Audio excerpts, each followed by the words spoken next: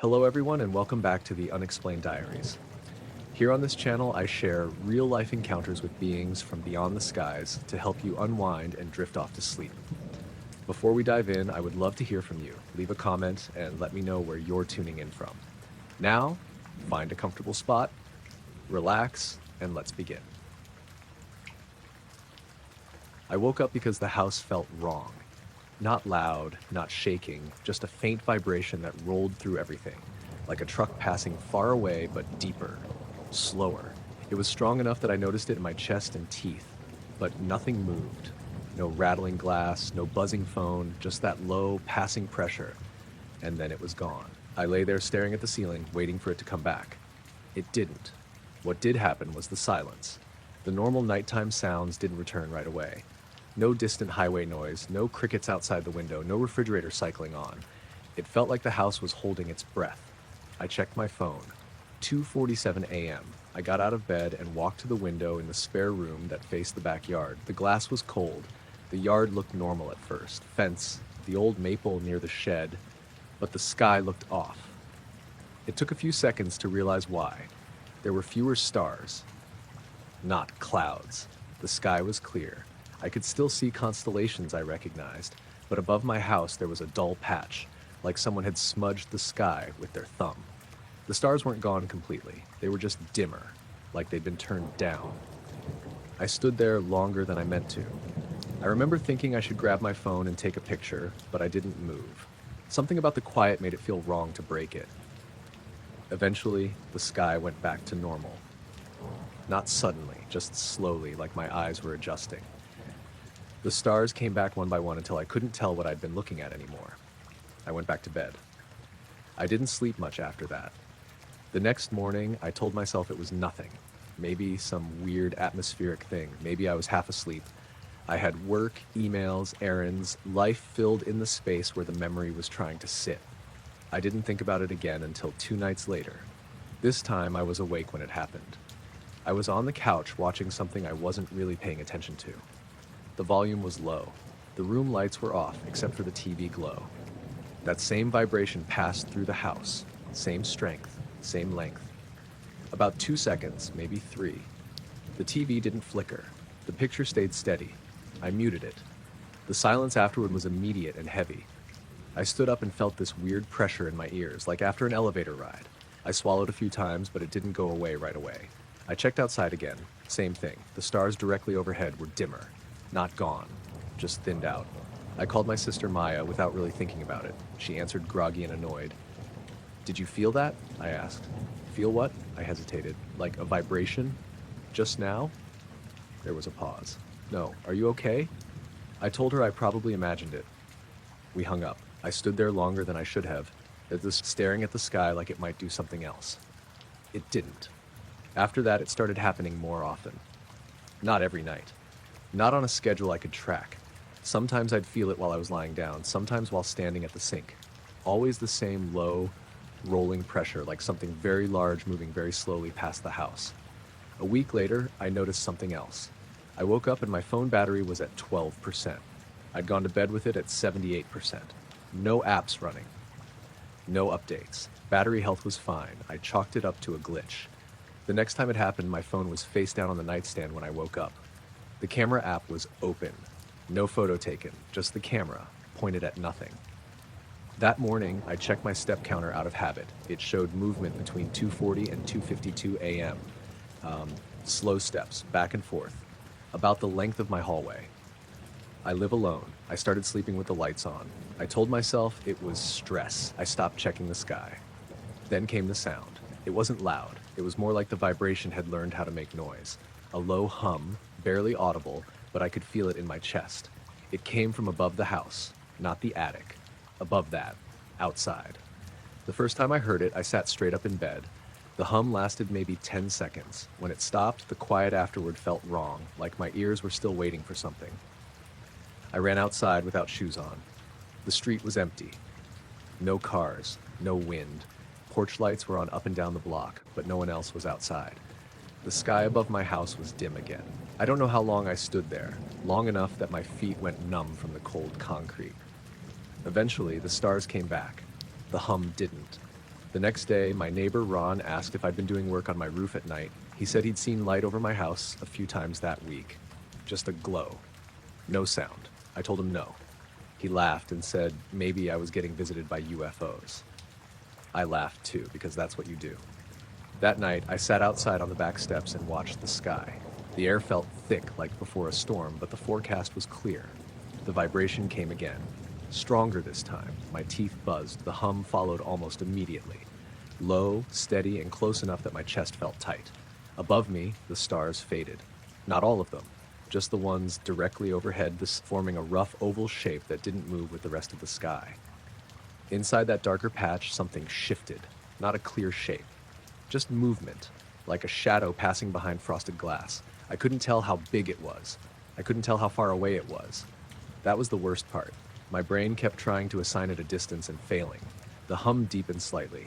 My ears rang. Then, just like before, everything stopped. The pressure lifted. The stars came back. The night noises returned all at once, loud and messy, like they'd been waiting. I went inside and locked the doors. I slept on the couch with all the lights on. It didn't happen again for almost a month. Long enough that I convinced myself it was over. Long enough that I stopped checking my phone battery in the morning. The last time was the worst. I was driving home late from Maya's place. Same route I'd taken 100 times. No music. Windows cracked. The sky ahead of me brightened softly, like dawn arriving early. But it wasn't harsh or blinding. Just a gentle glow spreading across the clouds. I slowed down without realizing it. The glow lifted upward like a curtain being pulled. It didn't move like light should. It moved as a single thing, smooth and controlled, revealing the dark sky behind it. My ears rang. The car felt heavy. The road felt longer. The next thing I remembered clearly was passing the old water tower near my exit. I'd already driven past it when the glow started. I checked the clock. 10 minutes had passed. I made it home. I locked the doors. I didn't look at the sky. That was months ago. It hasn't happened again. Not the vibration, not the hum. The stars look normal every night. But sometimes when I wake up just before dawn, the house feels like it's waiting for something to pass overhead. I noticed the light because it didn't flicker. I was halfway down Maple Ridge Road, the stretch that runs along the old quarry and then dips into the trees, when I looked up out of habit. I walked that road most nights after work, same route, same timing. It helped me unwind before going back to my apartment. Usually the sky was just stars and the occasional plane cutting across, blinking like it was supposed to.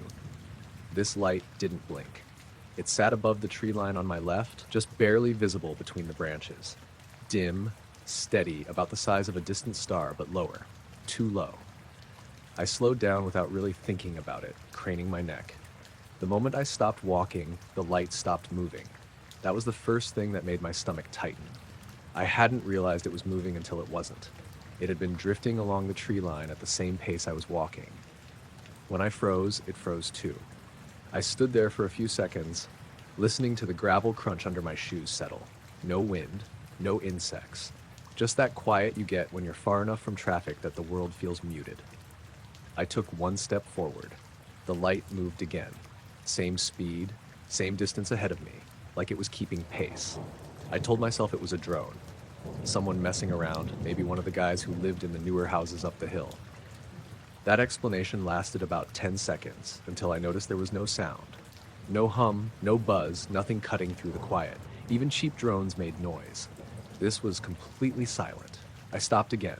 The light stopped. My chest felt tight, like I just missed a step on a staircase. I remember laughing under my breath, mostly to hear something human. I waved my hand in the air, feeling stupid. "Okay," I said out loud. "Cool trick." The light didn't react. I checked my phone, partly to see the time, partly to ground myself. 10:47 p.m. No notifications. Full signal. The screen light felt harsh compared to everything else. When I started walking again, the light slid forward. Not faster, not slower, exactly matching me. I tried changing my pace. Slower steps, then quicker. Each time, it adjusted without hesitation, like there was no delay at all. It stayed above the same cluster of trees just ahead of me, never crossing into the open sky. I got the urge to run and hated myself for it. Running would make it worse. I didn't know why I believed that, but I did. Instead, I stopped completely and waited. 10 seconds passed, then 20. My legs started to feel tense, like they were coiled springs. The light stayed perfectly still, no wobble, no flicker. I turned around and walked backward a few steps, keeping my eyes on it. It moved backward too. That's when the quiet started to feel wrong.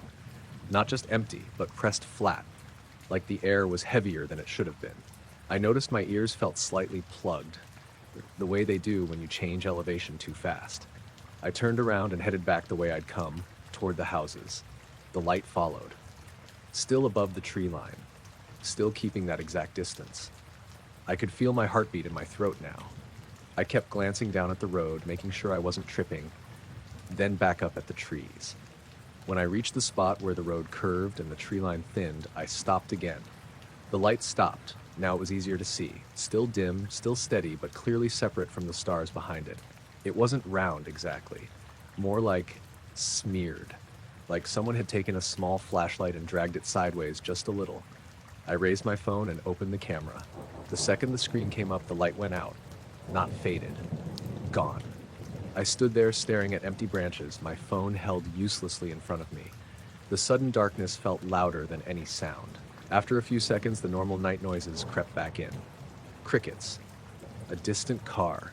Wind brushing leaves. I checked the camera roll anyway. Nothing. Just a blurry shot of trees. I didn't linger. I walked the rest of the way home fast, keys clenched between my fingers. I kept looking up, expecting the light to reappear somewhere else, but the sky stayed normal. That night, I didn't sleep much. Every time I closed my eyes, I saw that steady glow hovering just ahead of me. The next night, I told myself I wasn't going to walk that road again for a while. I lasted until about 10:30 before I grabbed my jacket anyway. Routine has weight. It pulls. I took a different route, sticking closer to the houses, streetlights, sidewalks, people's porches. I felt ridiculous for being relieved. Nothing happened. No light, no weird quiet, just a normal walk. The third night, I went back to Maple Ridge Road. I don't know why. Curiosity, maybe. Or some dumb need to prove to myself that it had been a fluke. The light was there almost immediately. Same spot, same height, same dull glow hovering just above the tree line. This time, I didn't stop walking. I kept my pace steady and my eyes forward, like ignoring it would make it irrelevant. It followed. I felt watched in a way I hadn't before. Not like someone looking at me, but like something tracking me. Measuring distance. Matching movement. I stopped suddenly. It stopped. I whispered, "Why?" and hated how small my voice sounded. The light didn't change. I took a step toward the trees. The light didn't retreat. It stayed where it was, just ahead of me. Close enough now that I could see it wasn't casting any light onto the branches around it. The leaves stayed dark, untouched. I backed up. It slid back too. That's when I noticed my watch buzzing faintly against my wrist. Not a notification, just a soft vibration like it was struggling to get a signal. The screen was blank when I checked it. The air felt thicker again. My ears popped, lightly. I turned and walked away, not fast, not slow. The light followed until I reached the first streetlight at the edge of the neighborhood. The moment I stepped into the yellow glow, the light vanished. Just gone. No fade, no movement. 1 second there, the next empty sky. I stood under the streetlight for a long time, feeling exposed and strangely safe at the same time. The buzzing in my watch stopped. My ears cleared. I didn't go back to Maple Ridge Road after that. Weeks passed. Then months. I told myself it was over. A trick of perspective, a drone, something explainable that I'd blown out of proportion. Then one night, walking home from the grocery store, I noticed my shadow stretching too far ahead of me, longer than the streetlight should have allowed. I looked up. Above the tree line, far in the distance, a single dim light hovered, perfectly still. I stopped walking. So did the light. The road ahead started to glow while I was still a good 20 minutes from home. It wasn't bright, exactly. More like the color drain you get right before sunrise, when everything goes pale and flat. I remember thinking it was weird because it was barely past 2 a.m., and this stretch of highway runs east-west anyway, not toward anything that would catch early light. I eased off the gas without really meaning to. My headlights still worked, the dashboard looked normal, but the sky ahead had this soft, milky brightness that didn't match the rest of the night. The stars were still out behind me. In front of me, they were hard to see, like someone had rubbed a thumb across the windshield of the sky. I drive that road 4 or 5 nights a week. I know every bend, every mile marker, every rusted guardrail. It's muscle memory at this point. That's why the next part bothered me so much. The glow faded, not suddenly. It just thinned out, like fog lifting straight upward, and when the darkness came back, I was passing the old quarry turnoff. I didn't remember driving the last 10 minutes. I know how that sounds. People zone out all the time. But this wasn't that. Zoning out still leaves impressions. Taillights, road signs, something. This felt like skipping a chapter. 1 second I was easing off the gas, staring at the pale sky, and the next second, the car was humming along at speed again, the quarry road already in my rear view. I checked the clock. It was 2:31. I was sure it had been closer to 2:20 when the sky changed. I laughed once, just to hear myself do it. The sound felt wrong in the car, like the acoustics were off. Too quiet. The road noise seemed muted, like the tires were rolling over packed dirt instead of asphalt. I cracked the window. Cold air rushed in, sharp and real. That helped a little. By the time I pulled into my driveway, I'd convinced myself it was nothing. Fatigue, night driving, whatever. I went inside, locked the door, and stood in the kitchen longer than I needed to, listening to the house settle. Sleep didn't come easy. Every time I closed my eyes, I saw that washed out sky again, like dawn trying to happen in the wrong place. The next morning, my phone showed I'd gotten home at 2:42. That was normal. What wasn't normal was the step count. It logged several minutes of movement between 2:20 and 2:35, more than what it usually recorded when I was just sitting in the car. I worked from home, so I didn't have to go out that day. Around noon, I walked down to the mailbox. The sky was clear, blue, nothing unusual. But standing there, I felt that same faint pressure in my ears I get when an elevator starts moving. It passed after a few seconds. That night, I took the same route again. I told myself I was being stupid, but I needed to know if it would happen twice. Nothing did. The road stayed dark, the stars stayed where they belonged, I made it home without incident and slept hard. 2 nights later, it happened again. This time I was ready for it. I saw the sky brighten ahead and immediately looked at the clock. 2:18 a.m. I said it out loud. 2:18. The glow was stronger this time. Not blinding, just wrong. The edges of things softened. The reflective paint on the road lost its bite. I tried to slow down, but my foot felt heavy, like the pedal wasn't responding the way it should. I reached to turn on the radio. It hissed with static and then settled into a low, steady tone that didn't match any station. The next thing I remember, the tone was gone. I was halfway past the quarry again. The clock said 2:30. My heart was pounding so hard my hands were shaking on the wheel. I pulled over this time, just stopped on the shoulder with the hazard lights blinking. The night was normal again. Crickets, distant traffic, the smell of warm asphalt. I sat there for a long time. I don't know how long, because I didn't trust the clock anymore. When I finally got home, I didn't sleep. I stayed up watching the backyard through the sliding glass door. Around 4 a.m., the motion light flicked on for a second, then off. The camera showed nothing. Over the next week, I started noticing small things. The same 10-minute gap showed up on my driving app twice more. Once, my neighbor Dan asked if I'd been outside late because he saw a car idling in my driveway after midnight. I hadn't been. The worst part was the feeling that came with it. Not fear, exactly. More like awareness. Like something had noticed me noticing it. On the 5th night, I didn't drive. I sat on the back steps instead, wrapped in a jacket, watching the sky. Just before dawn, the horizon brightened again. Soft, pale, quiet. It rose straight up this time like a curtain lifting and vanished. Birds started singing a few seconds later, confused and early. I went inside after that, locked the door, closed the blinds. I still drive that road. I don't have much choice. But when the sky ahead starts to thin, even a little, I pull over now. I wait it out. So far, that seems to help. The clock still skips sometimes, just a few minutes here and there. I don't know where they go. The first time the motion light came on, I was brushing my teeth and thought a car had pulled into the driveway.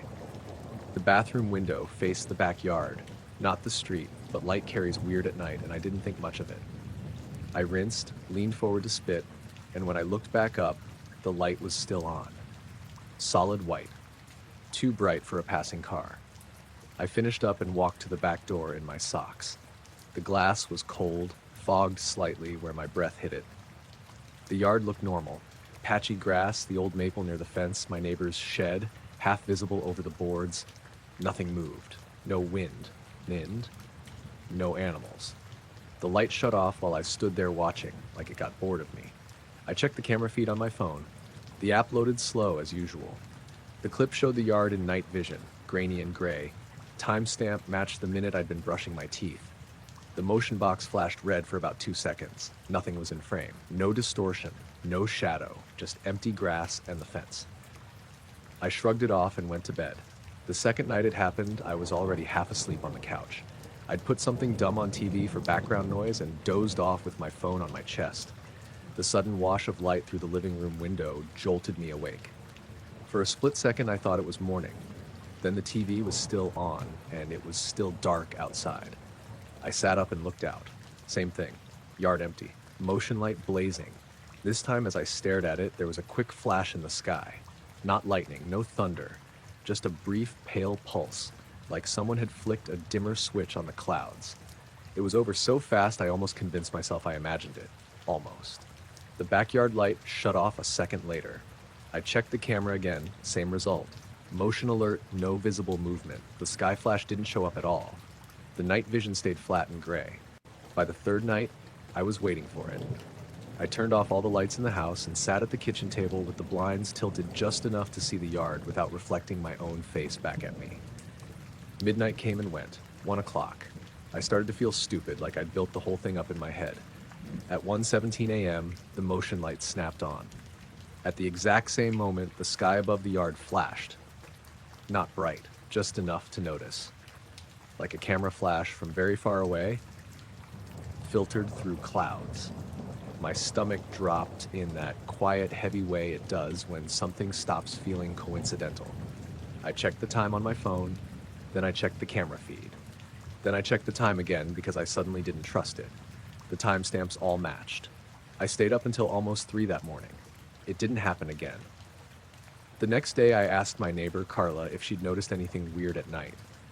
She lived alone and worked early shifts, usually asleep by 10. She laughed and said the only weird thing she'd noticed lately was how bright the sky had been some nights, like the city glow was worse than usual. She asked if I was seeing things again, half joking. I laughed too and changed the subject. That night, it happened twice. The first time was around midnight. Same pattern. Motion light, sky flash, nothing on camera. The second time was closer to 2, and that one felt different. The light stayed on longer. Almost 10 seconds. Long enough that my eyes adjusted and I could really take in the yard. Everything looked flat. Too flat. Like the depth was wrong. The tree didn't feel as far away as it should have. The fence line looked closer. Compressed, like the yard had been folded in on itself, just a little. Then the sky flashed again, a little stronger this time, and the light went out. When I checked the camera clip, my hands were shaking enough that I fumbled my phone. The footage still showed nothing, but there was a single frame where the contrast spiked, like the sensor had been overwhelmed for a fraction of a second. The timestamp skipped forward by 1 second after that frame. I didn't sleep. On the 5th night, I unplugged the motion light. I figured if it was broken, at least I'd stop getting startled awake. The yard stayed dark. No sudden brightness. No shadows. I sat on the couch with the TV off, listening to the house settle. At 12:42 a.m., the sky flashed anyway. The light wasn't there to mirror it this time, but the glow rected faintly off the fence and the side of the house. It wasn't coming from any direction I could place. It felt like it was everywhere at once, low and diffuse. My phone buzzed on the coffee table. Motion alert. I opened the app and stared at the screen. The camera was still plugged in, still working. The motion light was definitely unplugged. The clip showed the yard in darkness, the infrared grain heavier than usual. The motion box flashed red. Nothing moved. The timestamp jumped backward by 1 minute at the end of the clip. That was the night I finally went outside. I didn't plan to. I just found myself pulling on shoes and grabbing my jacket like my body had already decided before my brain caught up. The air felt thick when I opened the back door. Not warm, not cold, just dense, like humidity without the moisture. The yard smelled wrong. Not bad, just different, like after a storm, but there hadn't been one. I stood on the concrete patio and waited. For a long time, nothing happened. I started to feel ridiculous again. I was halfway through convincing myself to go back inside when the pressure changed. That's the only way I can describe it. My ears popped slightly, like being on a slow elevator. The sky flashed. This time it wasn't just light. There was a shape to it. A soft-edged brightness that slid across the clouds, not illuminating them so much as passing through them. The motion light, unplugged as it was, snapped on for half a second and then died. I took an involuntary step back. The camera on the house clicked. Not loudly, just a faint mechanical sound like it was refocusing. I looked up again and felt that same compression in my chest, the sense that the yard wasn't quite the size it should be. The tree felt closer. The fence felt too far away now, like the space between things was breathing. Then it was over. The sky went dark, the air felt normal, the motion light stayed off, the camera stopped clicking. I stood there until my legs started to ache. I went inside and locked the door, even though I knew how pointless that probably was. It stopped after that. Completely. No more motion alerts, no more sky flashes. The camera behaved normally. The yard looked like a yard again. A week later, Carla mentioned casually that she'd been having trouble with her porch light turning on for no reason. She said it always happened late at night, and she'd started unscrewing the bulb before bed. I told her maybe it was just wiring. I didn't check my camera footage anymore. I still don't leave the blinds open at night. Sometimes when I'm brushing my teeth, I swear the bathroom feels a little brighter than it should for just a second. Like dawn trying to start early and thinking better of it. I woke up because my arm was numb and my phone was warm in my hand. I'd fallen asleep scrolling like I usually did, but the screen was on in a way it never was. Not a video paused, not a notification, just the camera app open, pointed straight up at the ceiling. I lay there for a second, trying to remember if I'd done that on purpose. I hadn't. I was sure of it. I always lock my phone before I sleep. Always. I sat up and the room felt off, like when you stand up too fast and your ears fill for a second. Not dizzy, just thin. The photo thumbnail was right there, one image, timestamp 2:41 a.m. I tapped it. It showed my ceiling, but not how it normally looked. There was a pale glow spread across it like light diffused through fog. No fixture, no source, just brightness where there shouldn't have been any. It wasn't blown out or blurry. It looked deliberate, like something real the camera had captured. I checked the time, 6:18 a.m. I'd slept through my alarm, which never happened. My phone said I'd logged just over 4 hours of sleep, with a long gap in the middle where it showed nothing at all. No movement, no deep sleep, no light sleep, just blank. I live alone in a small rental house outside of Redfield. It's quiet there in a way that feels normal most of the time. Trees, a couple of neighboring houses spaced far apart, a 2-lane road you can hear when trucks pass late at night. Nothing unusual. That morning, the house felt wrong. Not messy or disturbed, just quiet in a heavier way than usual. I walked from room to room, checking windows, doors, the back porch. Everything was locked, no footprints outside, no signs anyone had been there. The only thing that stood out was the air. It felt cooler inside than it should have, even though the heat was set the same as always. When I brushed my fingers along the bedroom curtains, they felt faintly warm. Not sun warm. More like they'd been near something that gave off heat but didn't burn. I went to work anyway. I do inventory for an agricultural supply warehouse, early shifts, repetitive stuff. I tried to shake the feeling, told myself I'd sleepwalked or left the camera open by accident. But all day, my ears rang softly like after a loud concert, and my depth perception felt off by inches. I kept misjudging shelves, bumping boxes with my hip. At lunch, I showed the photo to Marissa from shipping. She frowned and said it looked like light pollution or a reflection. I asked her what would be reflecting. She didn't have an answer, just shrugged and said phones do weird stuff at night. That night, I set my phone face down on the dresser and turned it completely off. I left a lamp on in the living room because the dark felt heavier than usual. Outside, the sky was clear, stars sharp, no clouds, no wind. I woke up again at 2:38 a.m., this time because of a sensation, not a sound. It felt like pressure moving through the house, like standing near a passing train but without the noise. My chest tightened for a second, then released. I didn't move. I didn't reach for my phone. I just lay there, listening. The pressure faded, but the silence didn't return to normal. It was too complete, like the background hum of the world had been turned down. No insects, no distant cars, not even the faint electrical noise the house usually made. I finally sat up and looked toward the window. The curtains glowed faintly, the same pale color as the photo. Not bright enough to light the room, just enough to see the outline of the fabric. I stood and pulled them back. The yard was empty, trees still, no visible light source, but the sky above my house looked different. The stars were there, but fewer of them, like someone had erased a patch directly overhead. Not clouds, just absence. The glow faded while I watched. It didn't switch off. It thinned, pulled upward, and disappeared. When it was gone, the night felt normal again. Sound rushed back all at once. Crickets, a far-off engine, the refrigerator cycling on. My phone buzzed on the dresser. I hadn't turned it back on. The screen lit up by itself. Camera app open again. This time there were 3 new photos. All of them showed the ceiling. The same pale light.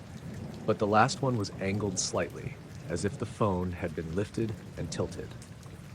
In that image, the edge of my bed was visible, and just beyond it, the faintest shadow that didn't match anything in the room. I didn't sleep after that. I sat on the couch until sunrise, lights on, phone in my pocket. Nothing else happened. Over the next week, small things kept piling up. My smartwatch logged steps between 2 and 3 a.m., even though I stayed awake. The backyard motion light triggered twice at night, but the camera showed only a brief white flash, no movement. Once, while taking the trash out at dusk, I felt that same pressure change, like my ears popping without pain, and for a second, the sky took on a dull silvery color before snapping back. I stopped turning my phone off at night. I wanted to know if it had happened again. I started placing it on the bed, camera facing up, plugged in. Nothing showed up for 3 nights. On the 4th night, I dreamed I was awake, staring at the ceiling, watching light move slowly across it like ripples on water. When I actually woke up, my phone was in my hand again. 1 new photo. This one wasn't the ceiling. It was the corner of the room near the door. Empty. Except the light was stronger there, concentrated, like something just out of frame was casting it. The timestamp read 2:41 a.m. I packed a bag that morning and stayed with my sister in the city for a few days. Slept fine. No photos, no pressure, no gaps in my sleep. When I went back home, everything looked the same as I'd left it. Quiet, normal. I still wake up sometimes and check my phone without meaning to. The camera hasn't opened by itself again. The photos are still there. I haven't deleted them. Some nights, when I'm lying in bed and the house settles, I swear the ceiling looks just a little brighter than it should, like it's remembering something I'm not. I sat on the old wooden bench by the lake because I couldn't sleep, and the house felt too quiet. It was late, close to midnight, and the air was still warm from the day. The water was smooth enough that it looked like dark glass, broken only by the occasional ripple from a fish. I had been coming to this lake since I was a kid, and at night it usually calmed me down. I skipped a small rock across the surface and watched the rings spread out and fade. That's when I noticed the reflection. At first, I thought it was just a star. The sky was clear, and the stars were bright enough to show on the water. But this was different. It was brighter, more focused. A clean white reflection moving slowly under the surface, like a flashlight beam shining straight down into the lake. I looked up right away, expecting to see a drone or a plane or someone with a light on the shore. There was nothing. No blinking lights, no movement in the sky, just stars and the dark outline of trees. When I looked back down, the reflection was still there. It moved in a straight line, smooth and steady, about 10 feet out from the bank. The light didn't ripple or scatter the way reflections usually do. It stayed tight, like it was attached to something solid beneath the water. I stood up and stepped closer, my shoes crunching softly on the gravel. I told myself it had to be something in the water. A boat light, maybe, even though no one ever took boats out that late. Or some weird reflection from the road a mile away. But the angle didn't make sense. The light wasn't bouncing or shifting when I moved. It stayed where it was, sliding slowly under the surface. I walked along the shore, keeping pace with it. As I moved, it moved. Not away from me, not toward me. just matching my speed, staying the same distance from the bank. That's when I felt the first real wave of unease. Not panic, exactly. More like the sense you get when you realize you're alone in a place that suddenly feels bigger than it should. I stopped walking. The light stopped too. It didn't fade or flicker. It just froze in place beneath the water, perfectly still. The lake went quiet in a way I hadn't noticed before. No insects, no frogs. Even the faint sound of traffic in the distance seemed to drop away. I waited, barely breathing. After maybe 10 seconds, I took a single step to the left. The light moved again, sliding smoothly along under the surface, keeping pace with me. My heart started to beat harder, and I felt that tight pressure in my chest that comes right before fear fully sets in. I tried to laugh it off. I actually said out loud, "Okay, this is stupid," just to hear my own voice. The sound came out flat and small, like the air around me swallowed it. I crouched down and leaned closer to the water. The light was bright enough now that I could see it wasn't reflecting off the surface at all. It was coming from below, deep enough that it lit the water above it without breaking through. I dipped my fingers into the lake. The water was cold, colder than it should have been for that time of year. The light didn't react. It didn't scatter or distort. It stayed exactly the same, steady and white. I pulled my hand back quickly and wiped it on my jeans, my skin tingling. I stood up and backed away a few steps. The light stayed where it was, no longer matching me now that I'd stopped moving along the shore. I checked my phone, mostly out of habit. No signal. That wasn't unusual out there, but the screen dimmed faster than normal, like the battery was draining. I locked it and shoved it back into my pocket. I thought about leaving. I should have left. Instead, I walked back toward the bench and sat down, keeping my eyes on the water the whole time. The light began to move again. This time it drifted closer to the surface, slowly, carefully. The water above it brightened, and I could see faint shapes in the ripples, like something large passing beneath. Not a clear outline, just a sense of mass, of something displacing the water as it moved. I stood up again, my legs feeling stiff. The pressure in the air changed, like when a storm is about to roll in, but the sky stayed clear. My ears popped slightly, and for a second, everything sounded muffled, like I was underwater instead of the lake. The light stopped rising and hovered just beneath the surface, close enough that the water above it glowed. I whispered, "No," without really meaning to. The glow slid sideways, parallel to the shore, faster now, but still smooth. I turned and walked quickly along the bank, not wanting to run, but needing distance. The light kept pace again, matching me step for step. My chest tightened. I could feel my pulse in my throat. I kept walking until the gravel gave way to dirt and roots, the trees pressing closer. The light followed until the water grew darker and deeper near the bend in the shoreline. Then it did something I hadn't expected. It stopped following me. Instead, it moved straight out toward the center of the lake, accelerating smoothly, the glow shrinking as it went deeper. The water above it darkened again, the surface returning to normal like someone had flipped a switch. I stood there, staring, waiting for it to come back. Nothing happened. The night sounds returned all at once. Frogs, insects, the distant hum of a car. The pressure in my ears faded, leaving a faint ringing behind. I stayed there for a long time, watching the water, replaying what I'd seen, and trying to make it fit into something familiar. Eventually, my legs started to ache, and the fear gave way to exhaustion. I walked home without looking back. Inside, I locked the door and stood in the kitchen, listening to the normal sounds of the house. The clock ticked. The fridge hummed. Everything felt slightly off, like the house was a set built to look familiar. I didn't sleep much that night. The next morning, I went back to the lake in daylight. The water looked normal, clear near the shore, dark farther out. No sign of anything unusual. I told myself it was a reflection, a trick of light, fatigue. But sometimes late at night, I think about how that glow moved, how it stayed under the surface without ever breaking through, and how, when I looked up, there was nothing above the lake to explain it. The fog got thick fast, like someone had flipped a switch. 1 minute, I could see the reflectors on the shoulder. The next, I was down to maybe 30 feet. I slowed way down and cracked the window a bit because that always helped me feel more grounded, like I wasn't sealed inside a bubble. The air was cold and wet, and it smelled like dirt and leaves. I'd driven that road hundreds of times. It cut through farmland and then dipped into a low stretch near the river. No streetlights, just a few houses set way back from the road. At night, it was usually empty. That night was no different. No oncoming headlights, no taillights ahead of me. Just fog and my beams carving out a tunnel. I was thinking about work, half zoning out, when something darker than the fog showed up ahead. At first, I thought it was just a thicker patch, but it had edges, not sharp, but definite. It was hovering over the road maybe 15 or 20 feet up, right where the road dipped. I eased off the gas and leaned forward without realizing it, squinting. It wasn't moving. It wasn't swaying or drifting like fog does. It just hung there, a shape blocking out what little light the fog reflected back. I couldn't tell how big it was, only that it was wider than my lane. My first thought was a truck jackknifed sideways or farm equipment sticking out over the road, but there were no lights, no reflectors, nothing solid underneath it. The road below it was empty. I remember thinking very clearly that it didn't make sense, and then immediately after that, thinking I was probably misjudging distance. Fog messes with depth.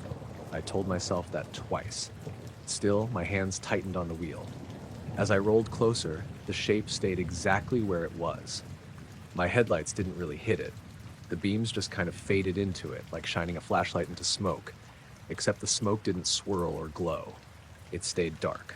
I slowed almost to a stop. My heart was pounding hard enough that I could feel it in my neck. I kept expecting it to drop or drift or do anything that would make it fit into the world better. It didn't. Then, all at once, the fog thinned. Not gradually. It was like someone wiped a window clean in front of me. In the space of a second, the road ahead was clear, stretching out empty and normal. The shape was gone. No trace of it. No shadow, no movement pulling away. Just road, fields, sheep, and the river trees off to the right. I hit the brakes harder than I meant to and stopped in the middle of the road. I sat there with the engine idling, staring at the spot where it had been.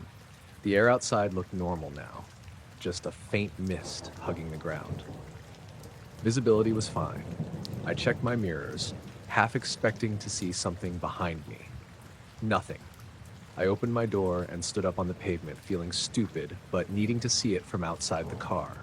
The night was quiet in that way rural nights are, not silent, just distant. Frogs near the river, something moving in the brush. There was no sign anything had ever been there. I told myself it was fog, a trick of light, maybe my brain filling in gaps. I got back in the car and kept driving. I didn't turn around. I didn't speed. I just drove like I always did. A few minutes later, I passed the old red barn that marked the halfway point to my place. That's when I realized something was off. I should have hit that barn sooner. I checked the clock on my dash. It said 11:48. I frowned, doing the math in my head. When I'd first slowed for the fog, it had been around 11:30. Maybe a little after. There was no way that stretch of road took 18 minutes, even creeping. I told myself I must have been wrong about the time. I reached for my phone, still sitting in the cup holder, and the screen lit up. 11:48. Same as the dash. I drove the rest of the way home on autopilot. Pulled into the driveway, shut the engine off, just sat there for a bit with my hands in my lap. The house was dark. No lights on inside. Everything looked normal. Inside, I locked the door behind me without thinking. I checked the windows, like I always did, then went into the kitchen for a glass of water. My hands were shaking a little when I noticed it. Not badly, just enough.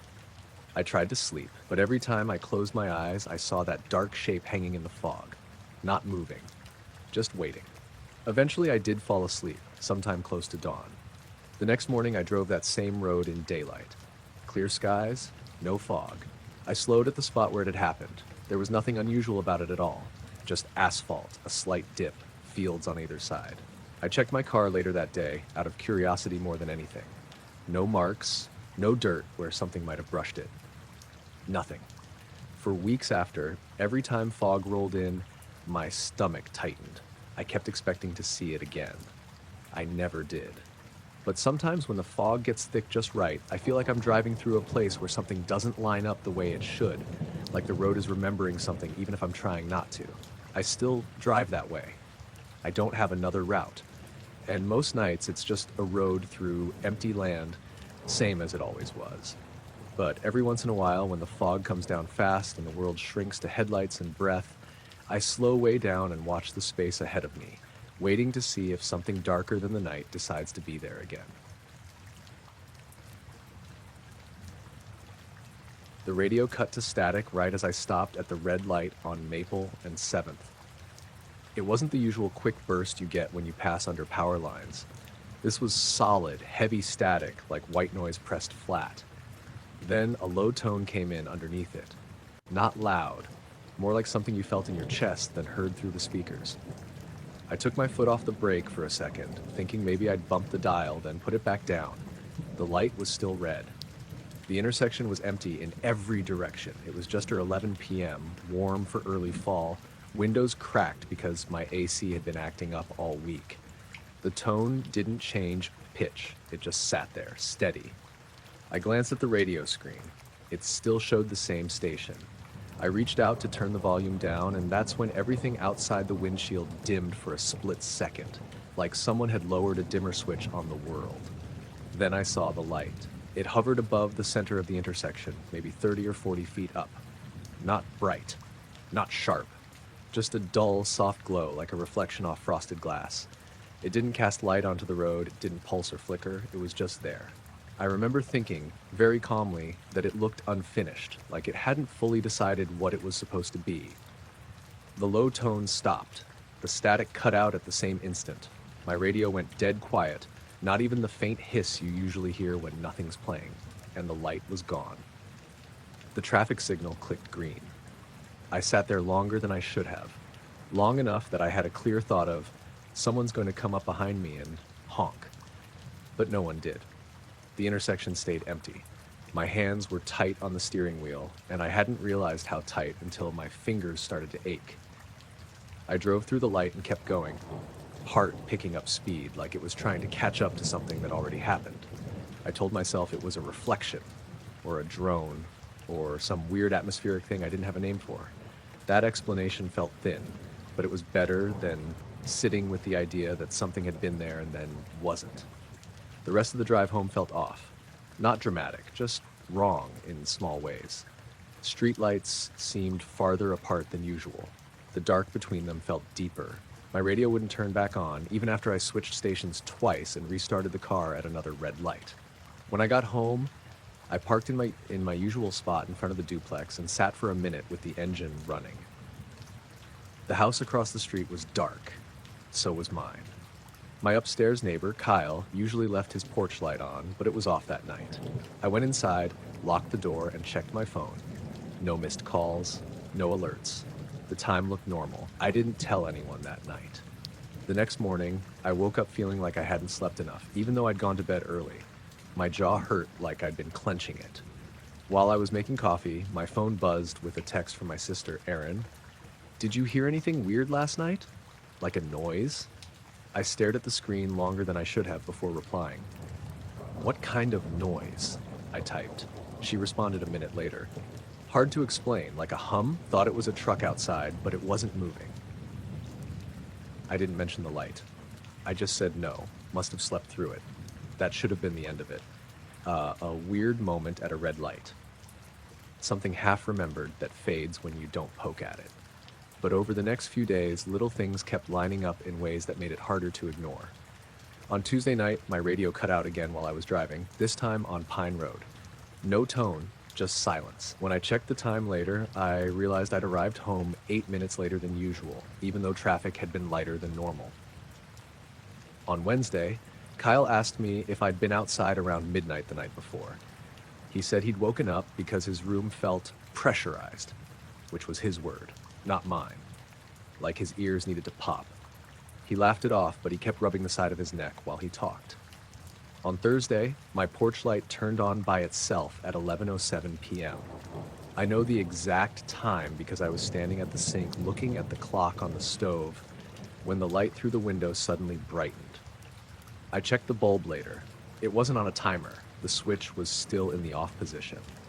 I started sleeping with my phone face down on the nightstand. Not because I expected anything to happen, but because the glow of the screen started to bother me more than usual. Light felt intrusive. like it was paying attention. Friday night, I couldn't shake the feeling that the house was too quiet. Not peaceful quiet, empty quiet. The kind you get right after a storm passes and everything's holding its breath. Around 12:30 a.m., I heard the faintest crackle of static. Not from the radio, not from my phone. Just in the air, like when you're about to touch something metal after walking on carpet. It lasted maybe 3 seconds. I didn't move. I didn't sit up. I just listened. Nothing followed. No hum, no tone, no light. The next morning, my phone battery was at 12%, even though I'd gone to bed with it nearly full and nothing running in the background. I chalked it up to the battery getting old, even as that explanation felt forced. Saturday evening, I drove past the same intersection on Maple and 7th. I hadn't planned to. It just happened to be the route my GPS suggested. The light was red when I arrived. I sat there watching the empty road, my pulse loud in my ears. The radio played normally. No static, no tone. The light turned green. Nothing happened. I laughed out loud, a short, sharp sound, and drove on. That night, I dreamed of standing in the intersection, looking up.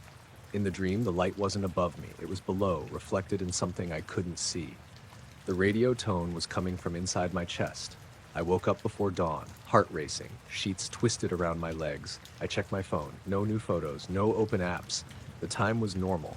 But when I looked out the window, the sky over the rooftops had a faint, dull glow to it. Not sunrise. Too early, too flat. It faded slowly, like someone easing off a dimmer. I stood there until it was completely gone. Nothing else happened after that. Not really. No more lights, no more tones. The radio behaved. My phone battery stabilized. Life went back to its usual manageable shape. But every time I stop at a red light late at night, I catch myself looking up instead of forward. And every time the radio hisses for even a fraction of a second between stations, my chest tightens like it's waiting for something to come back. Whatever it was didn't feel curious. It didn't feel hostile either. It felt brief, like something passing through without fully stopping. I woke up because I was already halfway sitting up. That sounds weird, but that's the best way I can explain it.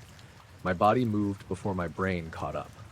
I was upright in bed, heart racing, staring at the space beside my dresser like someone had just stepped out of view. The room was dark. No movement, no sound.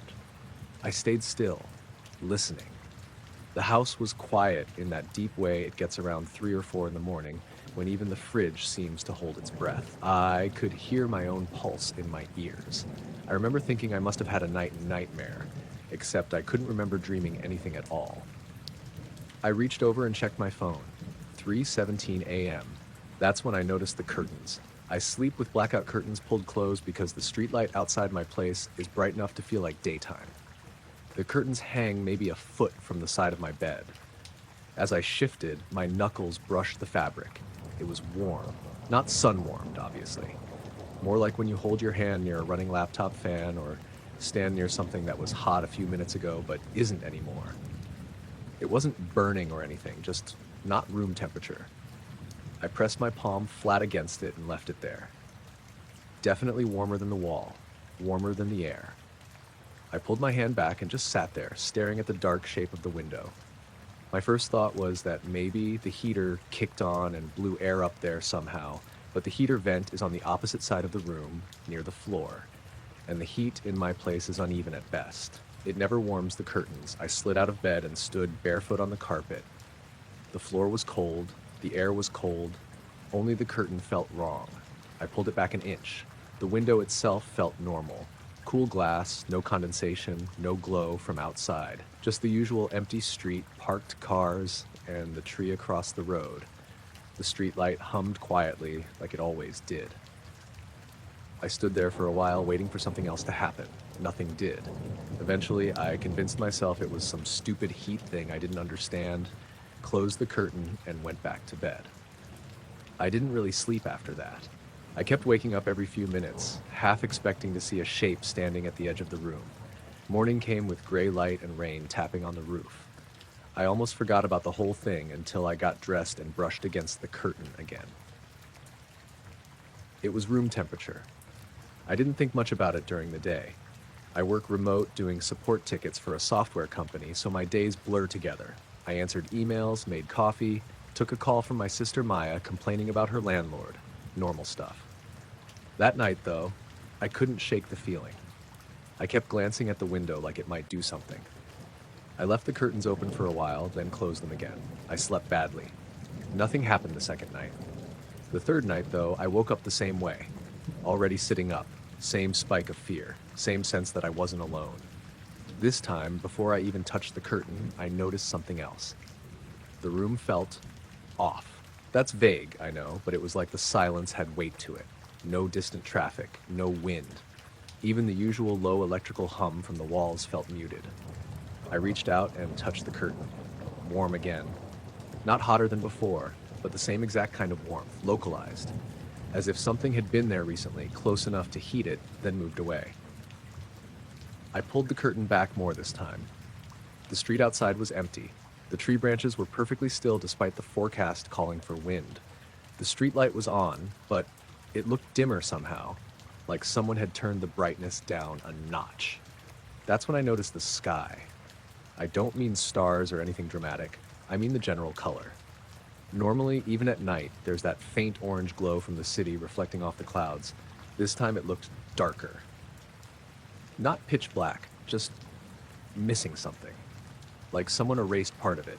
I stood there holding the curtain, staring out, trying to spot movement. My reflection stared back at me in the glass, pale and tired looking. Then my ears popped. That sudden pressure change you get in an airplane or an elevator. It happened instantly, with no warning.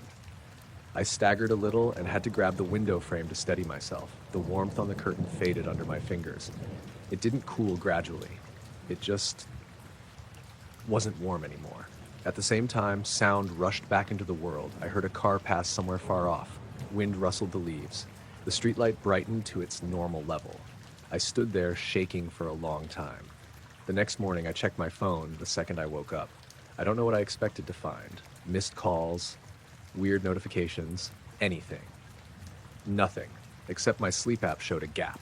I use one of those apps that tracks movement and sound while you sleep. It's mostly useless, but I had it running out of habit. According to the graph, there was a solid 10-minute block labeled no data right around 3:15 a.m. Not low movement, not quiet, just nothing recorded at all. I tried not to jump to conclusions. Apps glitch, phones bug out. I told myself that over and over. That night, I set my phone on the nightstand with the camera facing the window. I don't know why. I didn't consciously decide to. It just felt important. I woke up to my alarm in the morning, groggy and disoriented. Sunlight was coming through the curtain. Everything felt normal. Then I looked at my phone. The camera app was open. There was one photo taken at 3:16 a.m.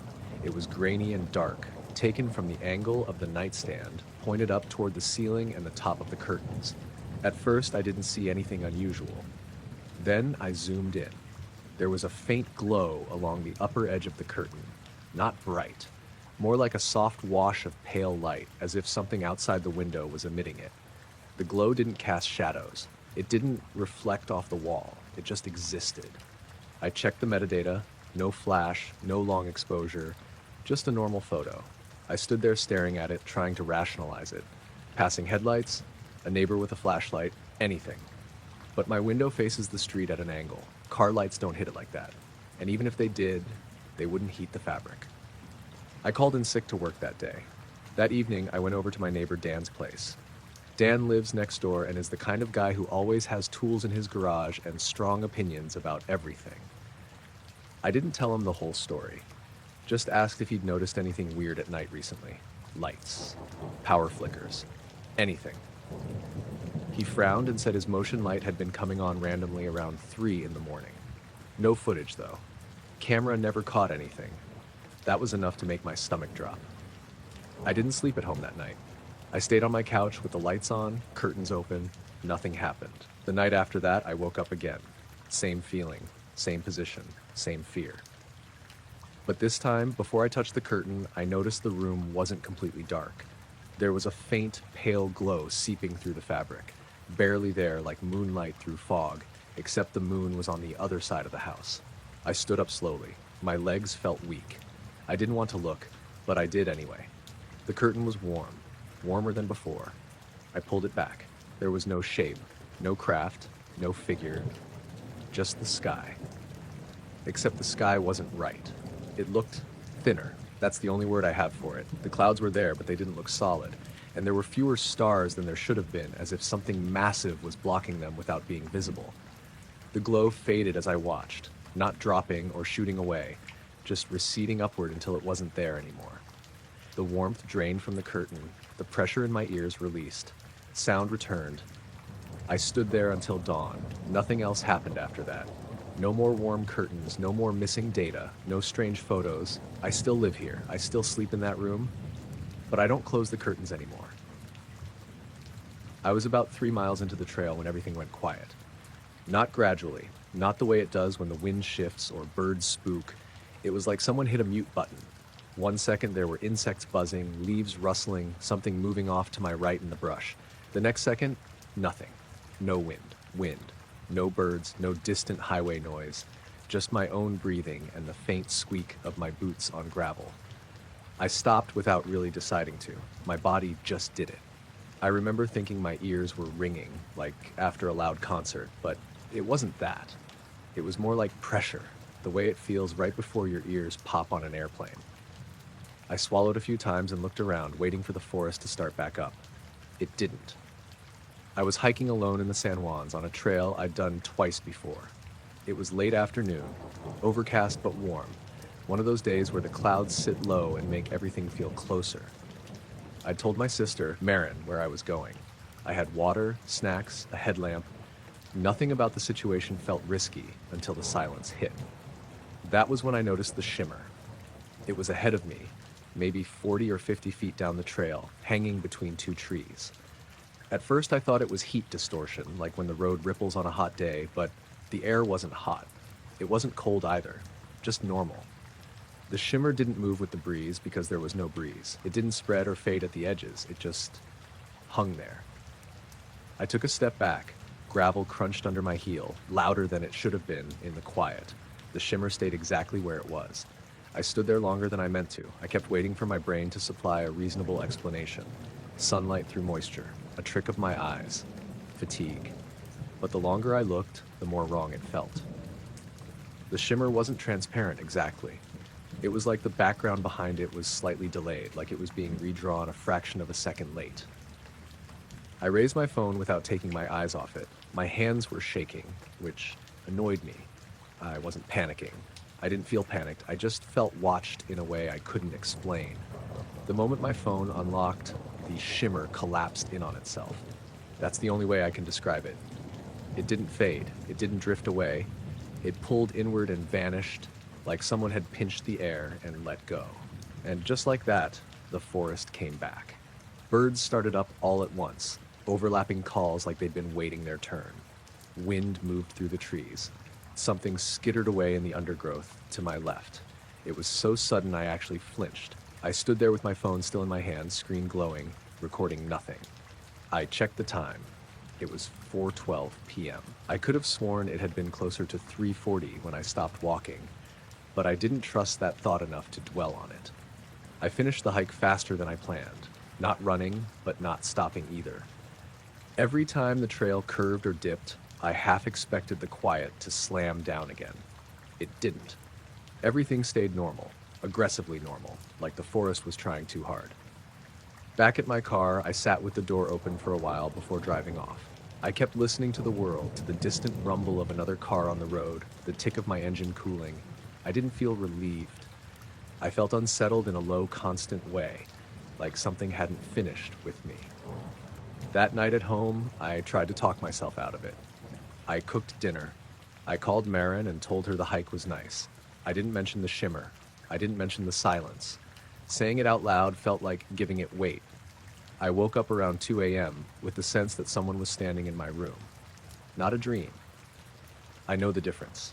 My eyes were open. I could see the outline of my dresser, the dim streetlight leaking through the curtains.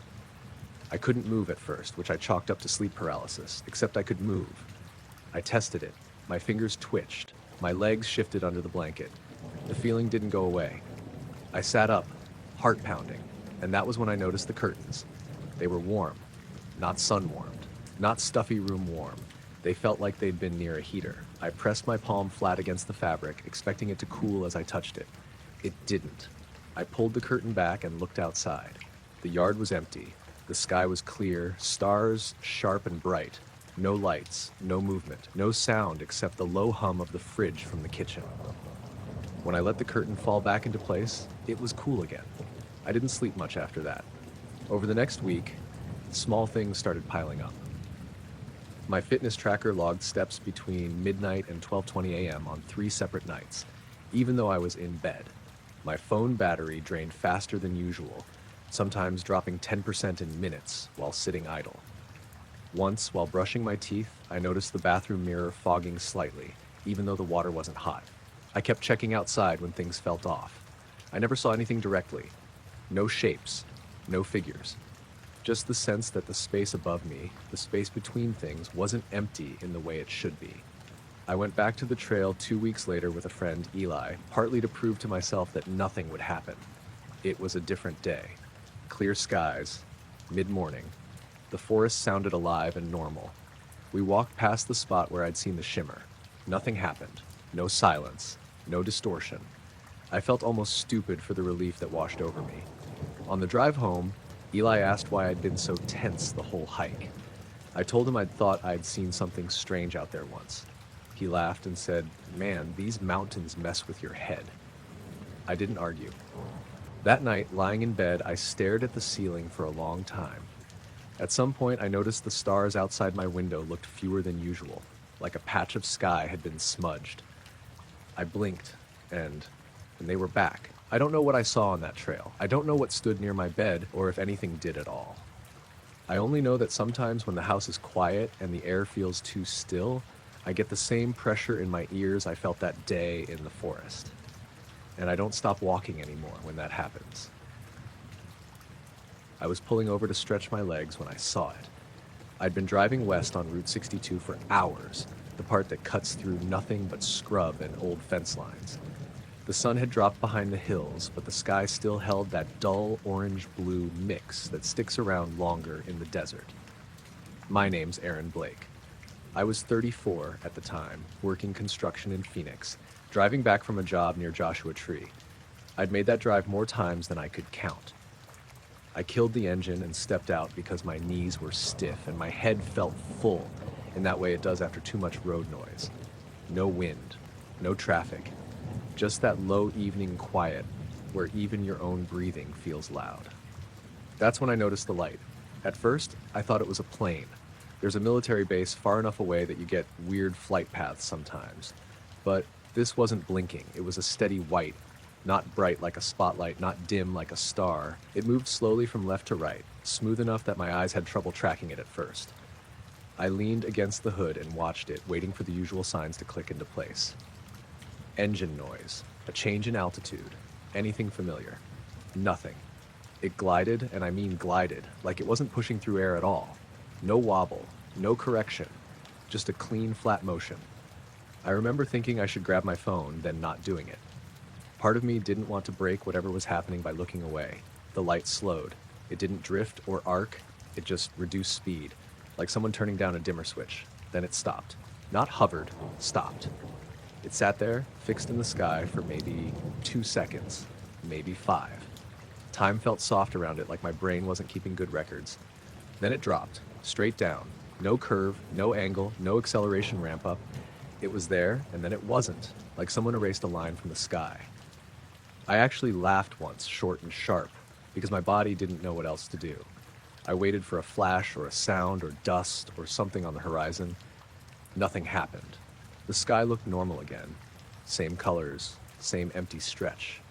If I hadn't been staring at that exact patch, I would have missed it entirely. I stood there longer than I meant to, listening. My ears felt tight, like after you leave a loud room. The quiet wasn't peaceful anymore. It felt watchful. I got back in the car and drove.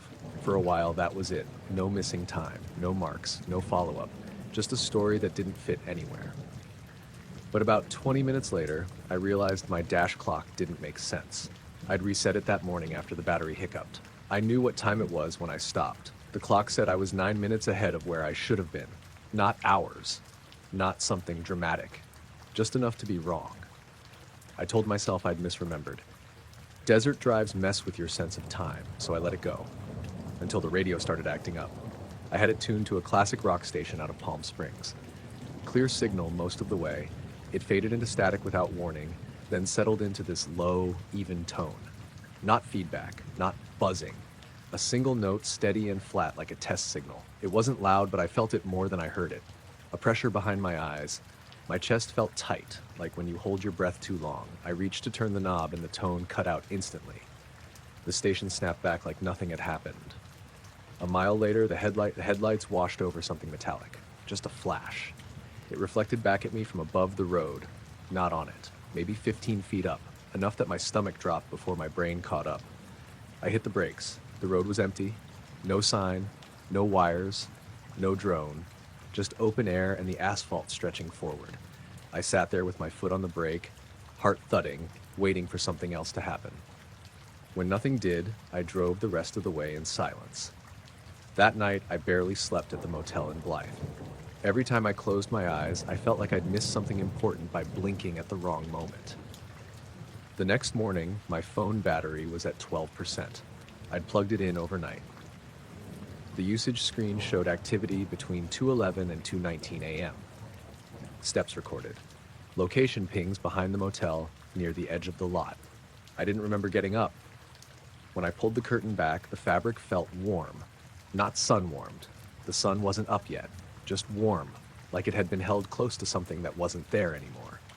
I stood there for a long time, watching the sky lighten the normal way this time, waiting for something else to peel back or drop or glide across it. Nothing did. I drove home later that morning. Same road, same landmarks, everything where it belonged. But every now and then, especially at dusk, I still catch myself watching the sky instead of the road, waiting for something to pause where it shouldn't and decide to leave in a way nothing else does. The power went out while I was rinsing a mug in the sink. The kitchen lights cut off so cleanly that for half a second, I thought I'd blinked and missed something. The refrigerator stopped humming. The house settled into that quiet you only notice when it's forced on you. I stood there with my hands still under the tap, water running, until I realized the pump would probably cut too. I shut it off and listened. No distant traffic, no neighbor's TV through the walls, just my own breathing and the faint tick of cooling metal somewhere in the house. This kind of outage wasn't rare where I lived. I rented a small place on the edge of town, backed up to open fields and a line of trees that marked the start of state land. Storms knocked the power out a few times every summer. But this night was clear. No wind, no clouds. I'd been sitting on the couch 10 minutes earlier with the windows open because it was still warm out, listening to cicadas. I walked to the living room window and looked outside out of habit. The streetlights were off, all of them, down the entire road. Usually at least one house would still have a generator running, but everything was dark. My car sat in the driveway as a low shape, barely visible. That was when I noticed the sky. At first, I thought my eyes were just adjusting too fast. The sky looked wrong in a way I couldn't pin down immediately. It wasn't black like it should have been. It wasn't even that deep blue you get on clear nights. It was lighter, flat, almost reflective. I stepped out onto the porch. The sky had turned a dull silvery gray, not glowing exactly, more like the color of metal when it catches light, except there was no light source, no moon, no clouds reflecting city glow. The whole sky from horizon to horizon looked washed out and heavy like a ceiling. The fields behind my house were still dark. The trees were dark, the ground was dark. It was just the sky. I remember thinking it looked close, lower than it should be. I stood there barefoot on the concrete, my hand resting on the doorframe. The air felt still but not calm. There was pressure in it, like when a storm is about to break but hasn't yet. My ears felt faintly clogged, the way they do when you drive up a mountain too fast. Somewhere down the road, a car door slammed.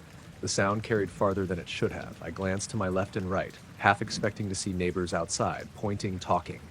But no one else was out. No porch lights flicked on. No voices. I pulled my phone out of my pocket. The screen lit up normally, full signal. No emergency alerts. The time looked right. I lifted it to take a photo, more out of instinct than anything else. Before I could tap the camera, the sky changed. It didn't fade gradually. It didn't flicker. The silvery gray pulled upwards, straight up, like a curtain being lifted from the horizon to directly overhead. The motion was smooth and fast. In less than a second, the sky was dark again. Normal. Stars visible. Empty. I stood there with my phone half raised, staring at nothing. A moment later, the streetlights snapped back on. One by one, all down the road, my porch light came back without me touching the switch. Inside, the refrigerator kicked on. The house filled with noise again. The whole thing couldn't have lasted more than 5 seconds. I stayed outside longer than I meant to, scanning the sky, waiting for something else to happen. Nothing did. The stars looked normal. The air pressure eased, or maybe I just stopped noticing it. Eventually, I went back inside. I didn't sleep well. I kept waking up and checking the time, listening for changes in the house. The power stayed on. Nothing else happened that night. The next morning at work, I mentioned the outage to my coworker Mark while we were getting coffee. "Did the power go out where you are?" I asked. He shrugged. "Not that I noticed. I was up late too." I asked a few other people. Some had lost power, some hadn't. No one mentioned the sky. That should have been the end of it. I told myself it was some weird atmospheric thing, or my eyes playing tricks on me in the dark. I let it go, mostly. Then it happened again. About a week later, same time of night, around 10:30, I was sitting on the couch, lights on, scrolling on my phone. The power cut out so abruptly that my TV went black mid-sentence. This time I felt it before I saw anything. That same pressure in the air, like the room had sealed itself. I stood up immediately and went to the window. Outside, the streetlights were already off. The sky had already changed. That same dull gray filled the view, uniform and heavy. It didn't shimmer. It didn't move. It just sat there, wrong. I didn't go outside this time. I stood in the doorway, barefoot on the rug, gripping the frame harder than I realized. I checked my phone. No signal now. The screen showed 0 bars. The time still ticked forward. I tried the camera anyway. The screen showed the gray sky, but flatter than it looked to my eyes, like it couldn't quite capture it. I noticed then that it was quiet in a different way. Not just no electricity. The insects were gone. No crickets, no distant dogs, nothing. I became very aware of how alone my house was. The sky lifted again, exactly the same way. Upward, smooth, fast. Darkness returned. Stars snapped back into place like someone had flipped a switch. The power came back a few seconds later. This time I checked my phone immediately. The signal returned. No missed alerts, no messages. The photo I thought I'd taken wasn't there. I slept on the couch with the lights on. After that, I started paying closer attention. The outages weren't on any schedule I could find, but they were always at night, always clear weather, always quiet. On the third time I was outside already, sitting on the porch with a beer. I felt the pressure shift and looked up just as the sky changed. I watched it without moving, forcing myself not to blink, trying to notice details. There were no clouds, no texture. The gray wasn't light coming from somewhere. It was like the absence of darkness.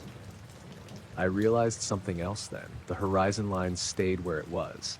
The trees didn't silhouette against the gray. It was like the sky and the ground weren't interacting the way they normally did.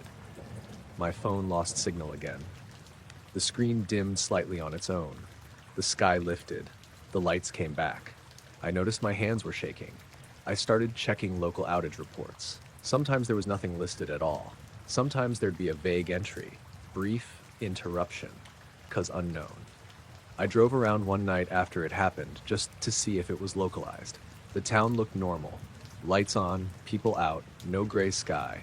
When I drove back toward my place, everything stayed normal. The next time it happened, I was in the shower. The water cut off mid-rinse. The bathroom went silent, except for the ringing in my ears. I stepped out dripping and went to the window in a towel. The sky was already gray. That time, it lingered longer. Long enough for me to notice something else. The stars didn't disappear. They were still there, but dimmer, like they were being seen through a layer of frosted glass. I thought I saw movement up there. Not a shape, just a subtle shift, like something passing behind the gray. I didn't look away. The sky lifted. Everything came back. I checked the clock afterward. The power had been out for 7 minutes. I couldn't remember standing at the window for that long. The last time it happened was the one that finally pushed me to write this down. I was asleep. I woke up because the house felt wrong. That pressure again, heavier than before. My ears rang softly. I sat up in bed and realized the power was off. I went to the window and pulled the curtain aside. The sky was gray. But this time, it wasn't uniform. There was a subtle gradient, darker in one area, like a shadow behind it. I felt watched in a way that didn't come from a direction I could point to. I stepped back from the window. The floor felt faintly warm under my feet. The sky lifted. The lights came back. I stood there in my bedroom, heart pounding, trying to convince myself I'd imagined the shadow.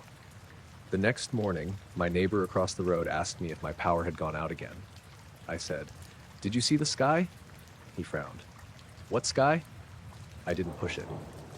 The power hasn't gone out again since. Weeks have passed. Everything looks normal, but now some nights when it's clear and quiet, I'll catch myself staring up at the stars, waiting for them to dim, waiting for the gray to come back down.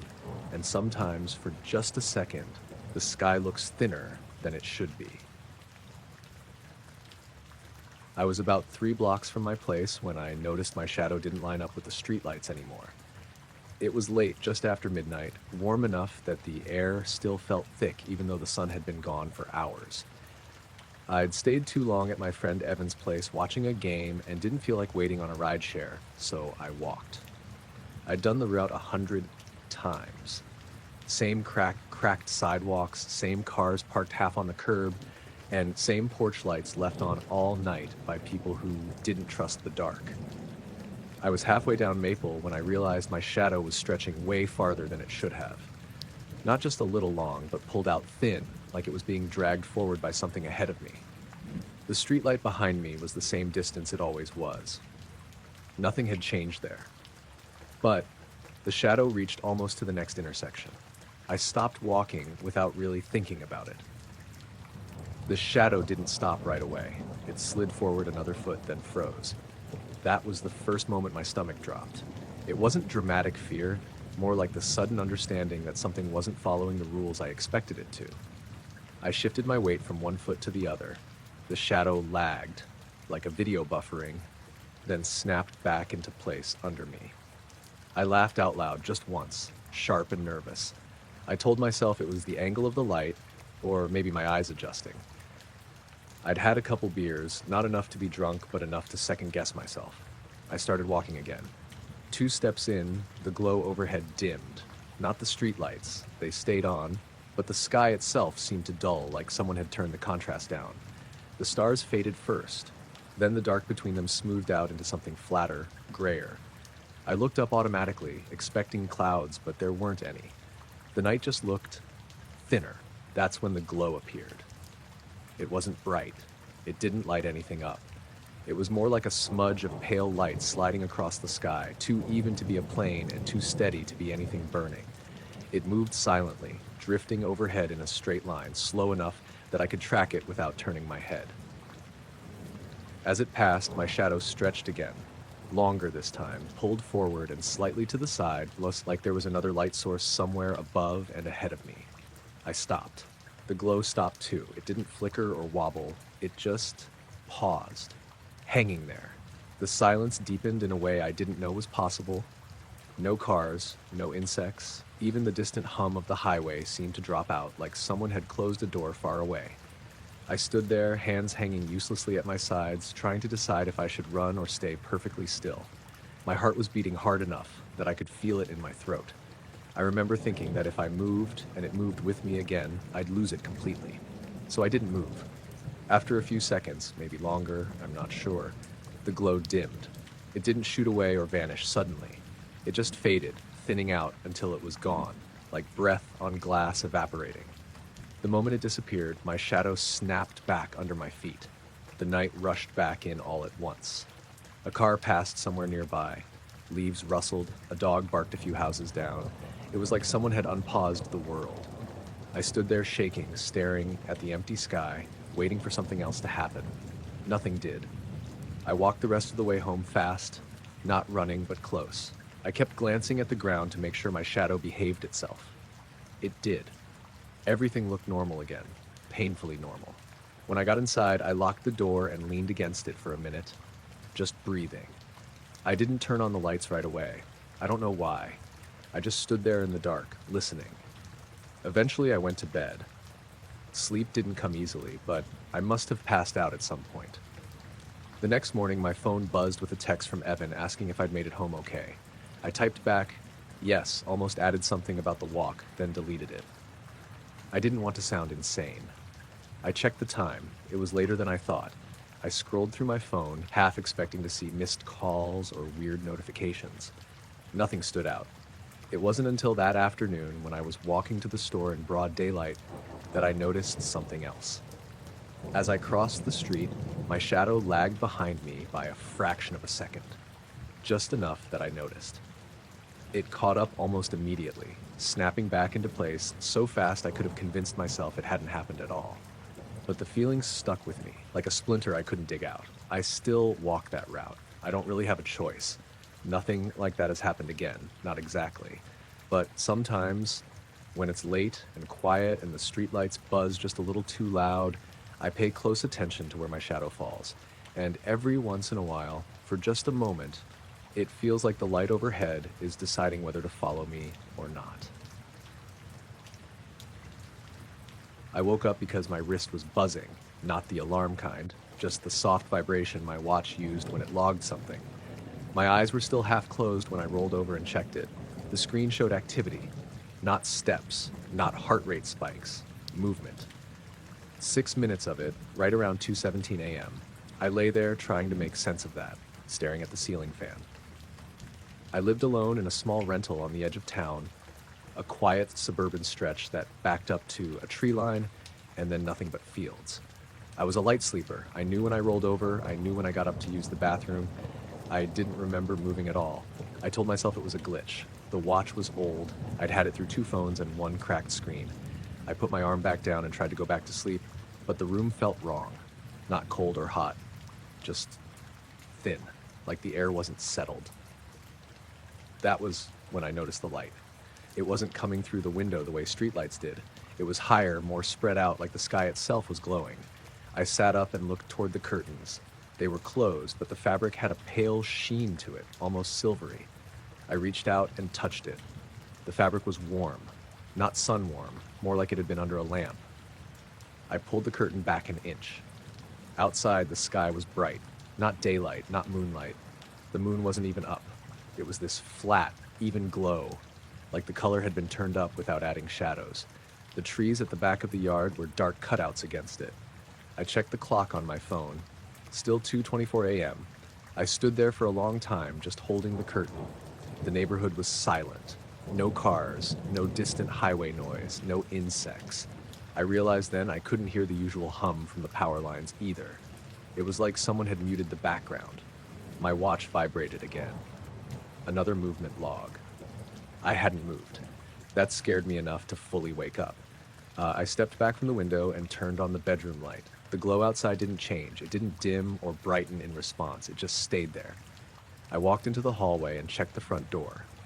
Locked. Deadbolt still set. I checked the back door too. Same. I hadn't gone outside. There was no mud on the floor, no grass tracked in. My shoes were by the door where I always left them. When I came back into the bedroom, the glow outside was already fading. It didn't fade like a light turning off. It pulled upward, like a fog lifting straight into the sky. In less than 5 seconds, it was gone. The night snapped back to normal darkness, stars sharp again, the usual faint orange from the streetlight down the block. Sound came back all at once. A car passed somewhere far away. I heard a dog bark. The house settled. I stood there until my legs got tired. The next morning, I felt off in that hollow way you get after a bad dream you can't quite remember. My watch still showed the movement. 6 minutes. No map, no steps, just activity. I checked my phone's location history. It showed me at home all night. No blips, no gaps. I went to work anyway. I worked mornings at a hardware store on the edge of town. I told my coworker Ben about the light while we unloaded a truck. He laughed and said it sounded like a transformer blowing. I asked if there'd been a power outage. He shook his head. Nothing on my street, he said. That night I didn't wear the watch. I set it on the kitchen counter and went to bed early, lights off, curtains open this time. I wanted to see it if it happened again. I woke up to the same thin feeling in the air. This time I was sure I hadn't moved. I was on my back, hands on my chest. The The sky was glowing again, brighter than before. I could see the outline of my room without turning on the light. The ceiling looked wrong, like the corners were farther away than they should have been. I sat up slowly. Nothing reacted to me. The glow didn't flicker, it didn't pulse, it just was. I glanced at the counter in the kitchen. The watch screen was lit. From the bedroom doorway, I could see it vibrating, just slightly, like it was being nudged. I didn't go near it. Instead, I walked to the front window and pulled the curtain aside. The whole neighborhood was bathed in that same dull brightness. Every house looked empty. No porch lights, no TVs, no movement. The sky didn't have a source. No beam, no shape, just light. I felt watched then. Not in a dramatic way, more like the sense you get when you realize you've been talking out loud and someone else is in the room. I scanned the sky. Stars were still there, but fewer, like someone had erased patches. My phone buzzed in my hand, a notification from the watch. More movement. I backed away from the window and sat on the couch, heart pounding, waiting for something to happen. Nothing did. No footsteps, no sounds. The glow stayed for maybe a minute, maybe longer. Time felt slippery. Then it lifted again, straight up. The sky darkened. Sound returned. I checked the time. It was 2:36 a.m. In the morning, the watch log showed 12 minutes of movement. 2 separate blocks. I took it off and left it in a drawer. That was 3 weeks ago. It hasn't happened every night. Just enough that I don't sleep well anymore. Sometimes the sky looks a little too bright when I wake up. Sometimes my watch logs a minute or two, even though I haven't worn it since. I still live there. I still lock my doors. I still wake up around the same time most nights. Nothing's ever been out of place. Nothing's ever been broken. I just don't trust the dark anymore. The headlights caught it for less than a second. Just a flash, like when you hit a reflective road sign at the wrong angle. Except there was no sign there. It was suspended above the right lane, maybe 15 feet up, and it shone back at me like brushed metal before the dark swallowed it again. I hit the brakes without really deciding to. My coffee sloshed out of the cup holder and onto the passenger seat. The car slowed, tires humming, and I leaned forward, squinting through the windshield like that would help. The road ahead was empty, flat, familiar. I was driving home from my sister's place outside of Lubbock, taking the same 2-lane highway I'd taken 100 times. It was late, but not crazy late, just after 11. The heat hadn't let up, even though the sun had been down for hours. My dashboard said 92 degrees.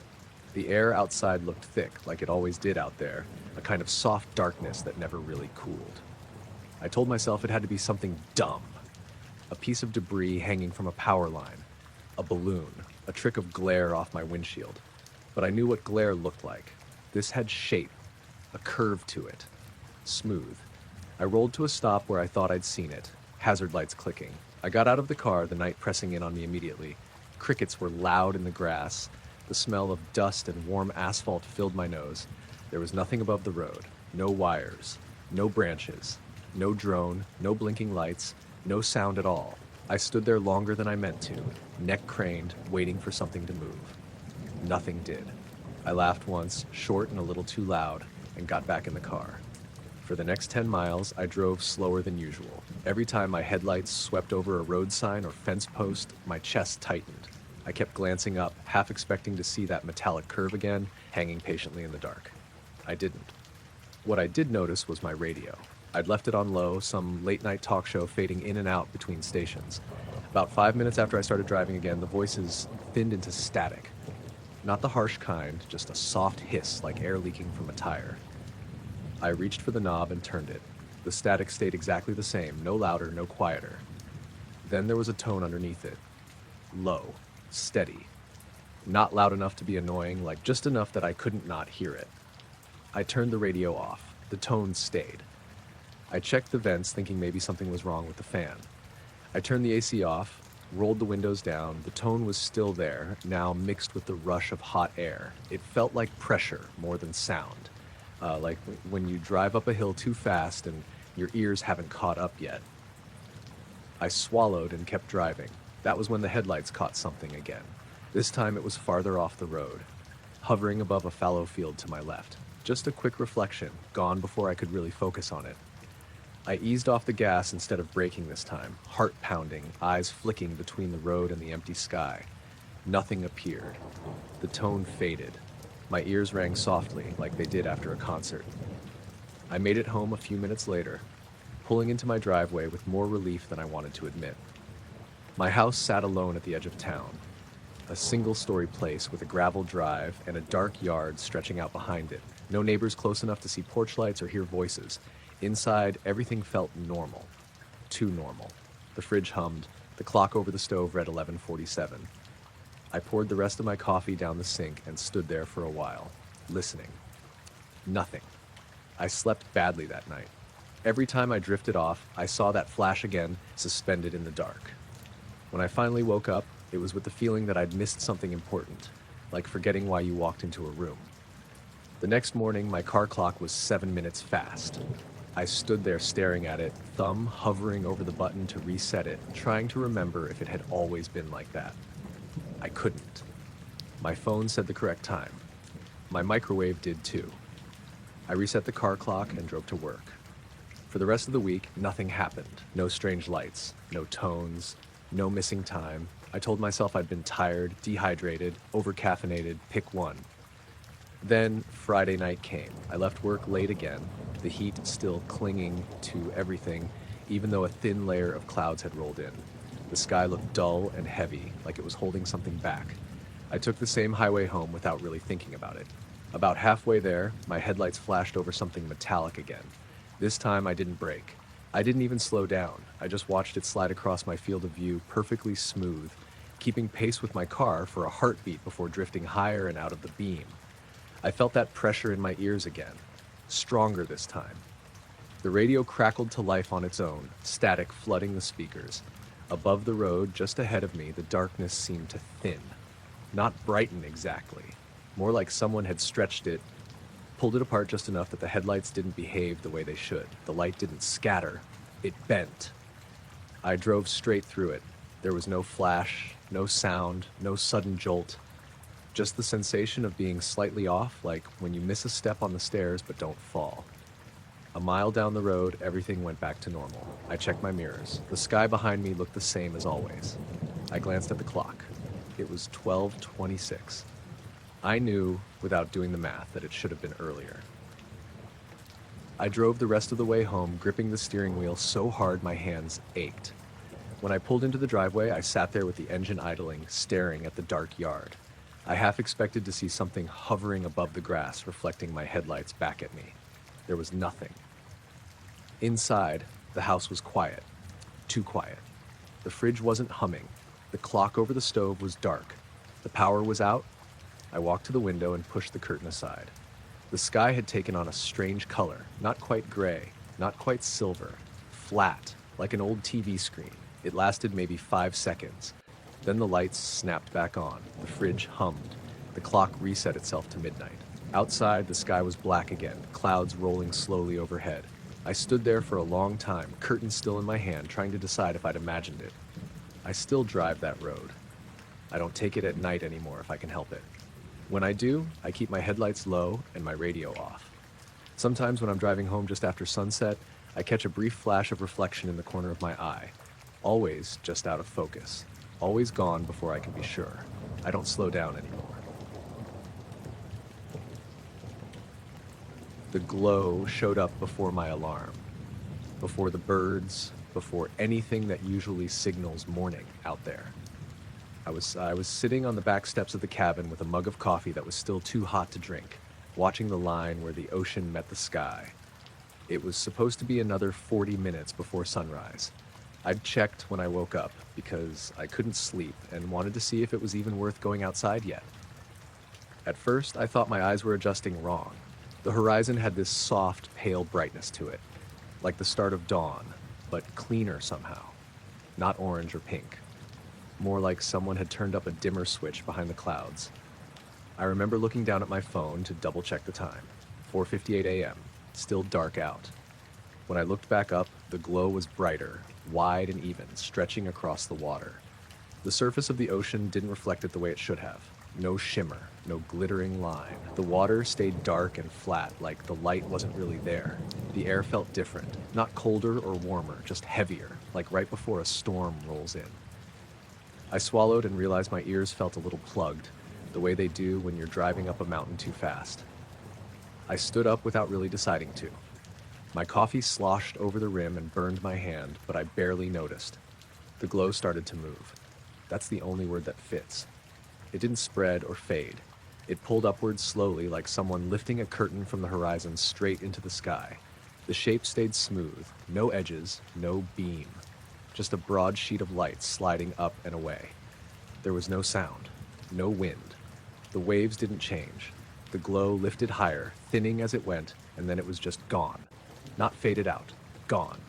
The sky snapped back to full night, darker than it had been before, like my eyes had been tricked into thinking it was brighter than it ever was. I stood there for a long time after that, waiting for something else to happen. My ears rang faintly. The pressure feeling eased slowly, like letting air out of a balloon. I told myself it had been clouds or fog. Coastal fog does weird things with light. I'd heard that 100 times. I even laughed out loud, which sounded wrong in the quiet. Too loud. The cabin belonged to my friend Mark's uncle, and it sat alone on a rocky stretch of coast about an hour from the nearest town. No streetlights, no neighbors, no cell service unless you stood in one specific spot near the road. I'd come out alone for a few days to clear my head after a rough breakup. That was the plan anyway. I didn't sleep after that. When the real sunrise finally came, it looked normal.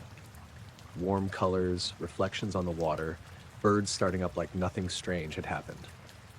I felt stupid for how tense I was, jumping at every sound. Later that morning, I walked down to the beach to see if anyone else had been around. No footprints, but mine. No boats offshore, nothing. I tried texting Mark once I got a signal. I typed out a whole explanation, deleted it, then sent something vague about weird light over the ocean.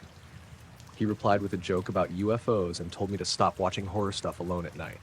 I didn't push it. The second thing happened that night. I was inside, reading on the couch with a lamp on. The windows faced the water, and I kept catching myself glancing at them. Around 11, the light flickered, just once. Then again, longer. The lamp dimmed like the power was about to go out, then steadied. I checked the breaker panel. Everything was fine. The fridge hummed along. My phone was charging normally. A few minutes later, the cabin felt wrong. That's the best I can do. Like the space inside it had shifted slightly. My skin prickled, especially along my arms and neck. I held my breath without meaning to. Then I felt it again. That pressure. Not painful. Just deep, like being underwater without the cold. My ears rang louder this time. I stepped outside, heart hammering, barefoot on the cold wood of the porch. The sky was clear, stars sharp and bright, except there were fewer than there should have been. I couldn't say which ones were missing, only that whole patches felt emptier than they should have. I tilted my head back, scanning slowly, and that's when I noticed the light. The light. It was high up, almost straight overhead, dim and colorless, not blinking. It didn't move until I shifted my weight. When I took a step forward, it slid across the sky at the same pace, keeping its position relative to me. I stopped. It stopped. I tested it again, stepping back. It followed, smooth, no acceleration, no lag. My mouth went dry. I didn't feel like I was being chased. It felt more like being matched, observed without urgency. I whispered hello like an idiot. My voice sounded too small. The light stayed there for another few seconds, then drifted sideways and vanished into the dark, blending in so perfectly I couldn't tell where it had gone. The pressure released all at once. I staggered a little, dizzy, and grabbed the porch railing. The stars looked normal again. Too normal. I went inside, locked the door, and slept with all the lights on. The next morning, I found sand on the porch, not blown in by wind. Clear footprints, barefoot, leading from the steps toward the edge of the porch and back again. They were my size. I checked my phone. There was a gap in my step counter from the night before. Just over 7 minutes of movement recorded between 11:42 and 11:49 p.m.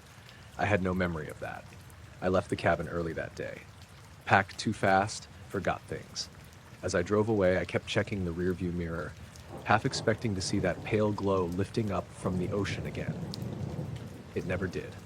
But sometimes, just before dawn, when the sky should still be dark, I wake up with that same pressure in my ears, and the sense that the horizon is brighter than it should be.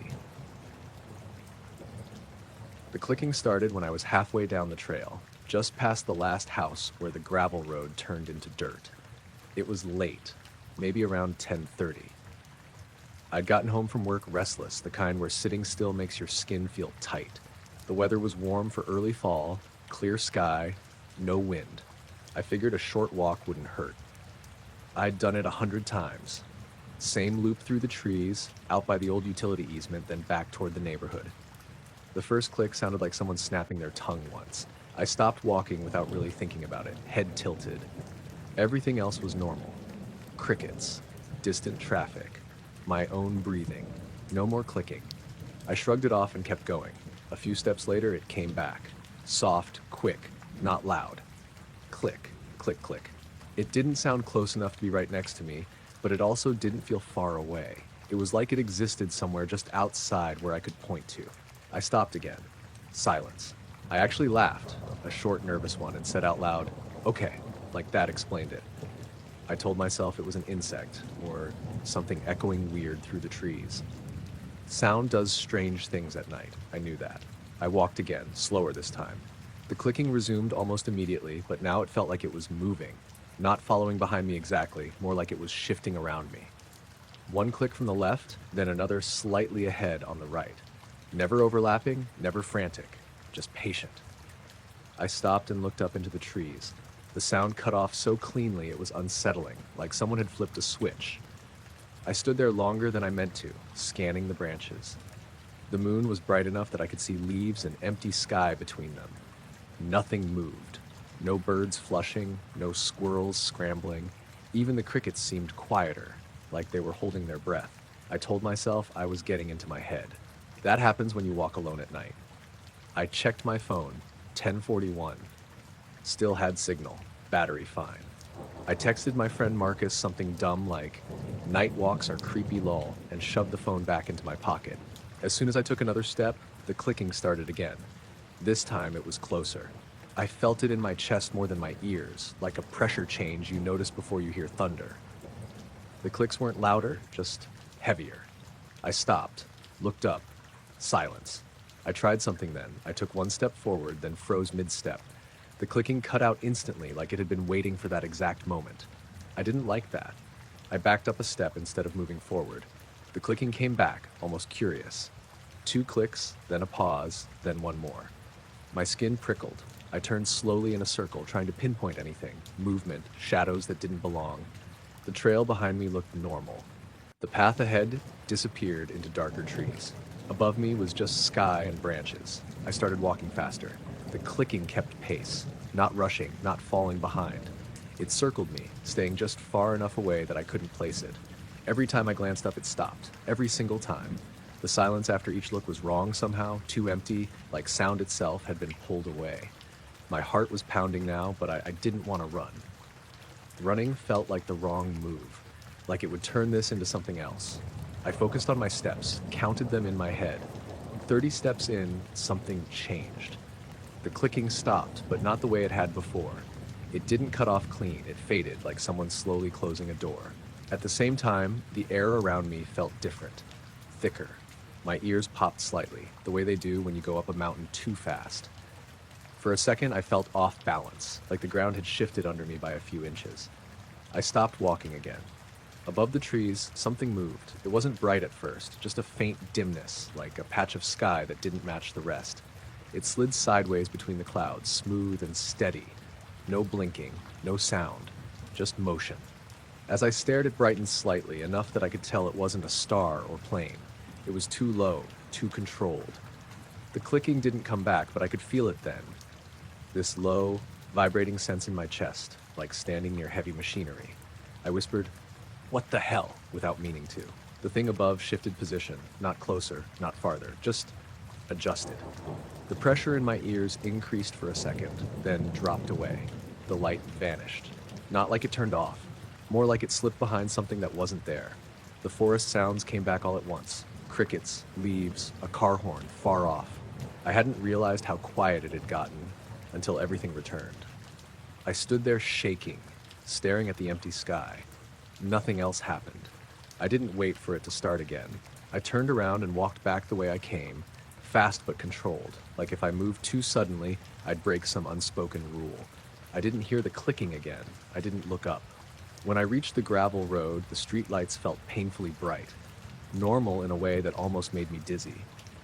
I checked my phone again, 10:58. I frowned. That didn't make sense. I hadn't been out that long. The loop usually took 20 minutes, maybe 25 if I dragged my feet. I tried to piece it together in my head, but everything after the clicking started felt blurry, like time had folded in on itself. When I got home, my hands were still shaking.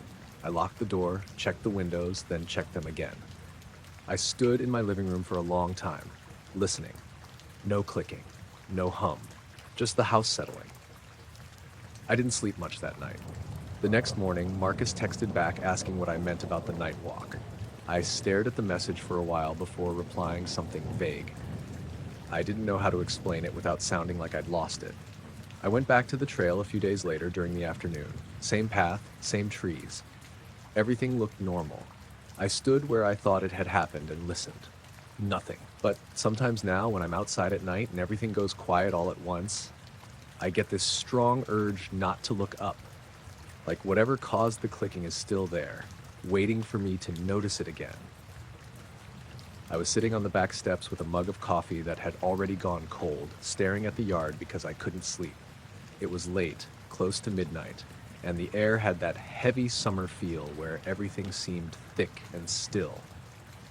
No wind, no insects. Even the road behind the house was quiet, which was unusual. Someone was always driving through, even at night. I leaned back against the siding and closed my eyes for a second, mostly just listening. That was when the pressure hit. It wasn't painful. It was more like the feeling you get when you dive a little too fast into a pool and your ears don't pop right away. My chest felt tight, like the air around me had suddenly gotten heavier. It only lasted a second, maybe two, but it was strong enough that I opened my eyes and took a sharp breath without meaning to. The yard looked the same. The maple tree at the fence line. The shed, the grass glowing faintly under the porch light. But everything felt off, like the sound had been turned down. I realized my ears were ringing, a soft high note that hadn't been there before.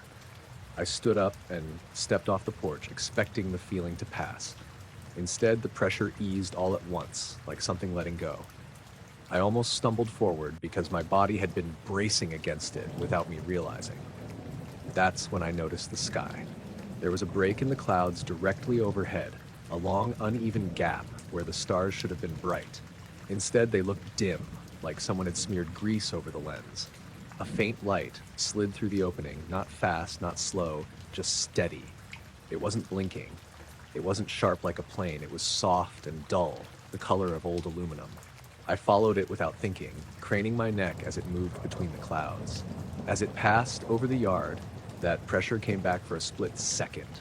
Not as strong as before, but enough that my ears rang again. The light didn't shine down. It didn't cast shadows. It just moved, silent, and then slipped behind the clouds and vanished. The sky went back to normal. The stars snapped into focus so suddenly it felt wrong, like someone had adjusted a dial. I stood there longer than I should have, waiting for something else to happen. Nothing did. No sound, no movement. Just the porch light buzzing faintly behind me. I went inside and locked the door, even though I didn't know why. I checked my phone. No alerts, no missed calls. The time was normal. I told myself it had been some kind of atmospheric thing and went to bed, though I left the blinds open without realizing it. The next morning, my neighbor Rick asked if I'd been out late. He said his dogs had started barking all at once around midnight and then stopped just as suddenly. I told him I hadn't heard anything. That wasn't a lie. I hadn't. Over the next few nights, little things kept happening. The pressure came back once while I was brushing my teeth, just enough to make the mirror vibrate slightly.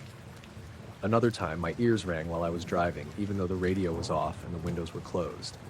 Each time it stopped as abruptly as it started. I started sitting outside again at night, partly because I couldn't sleep and partly because I wanted to see if it would happen again. I didn't tell anyone. It felt stupid even thinking about it, like I'd imagined the whole thing. A week later, it happened again. I was in the yard, sitting on the same steps, watching clouds drift across the moon. The air felt heavy, like before a storm, but the forecast was clear. When the pressure hit this time, it was stronger. My ears rang so sharply I had to cover them. My chest tightened, and for a second I had the irrational thought that I was about to pass out. Then it lifted. Above me, a dim light slid sideways through the clouds, not following any straight path. It curved slightly, like it was adjusting itself. I realized my hands were shaking. I hadn't heard it arrive. I hadn't heard anything leave. I tried to film it, fumbling with my phone, but by the time the camera app opened, the light was gone. The clouds closed over the gap like nothing had been there. I checked the video anyway. It showed my porch, my yard, and the clouds. Halfway through the clip, the image warped slightly, like heat distortion, and the audio dropped out for a fraction of a second. No light, just silence. After that, the pressure stopped happening as often, but the nights felt wrong, too bright, too still. Sometimes I'd sit up in bed with my ears ringing, convinced something had passed overhead. I never saw anything from inside the house, but I started keeping the blinds closed. I still go outside sometimes, but not for long. The yard feels smaller at night now, like it's being watched from somewhere higher up. Nothing has happened in weeks. No lights, no pressure, no ringing.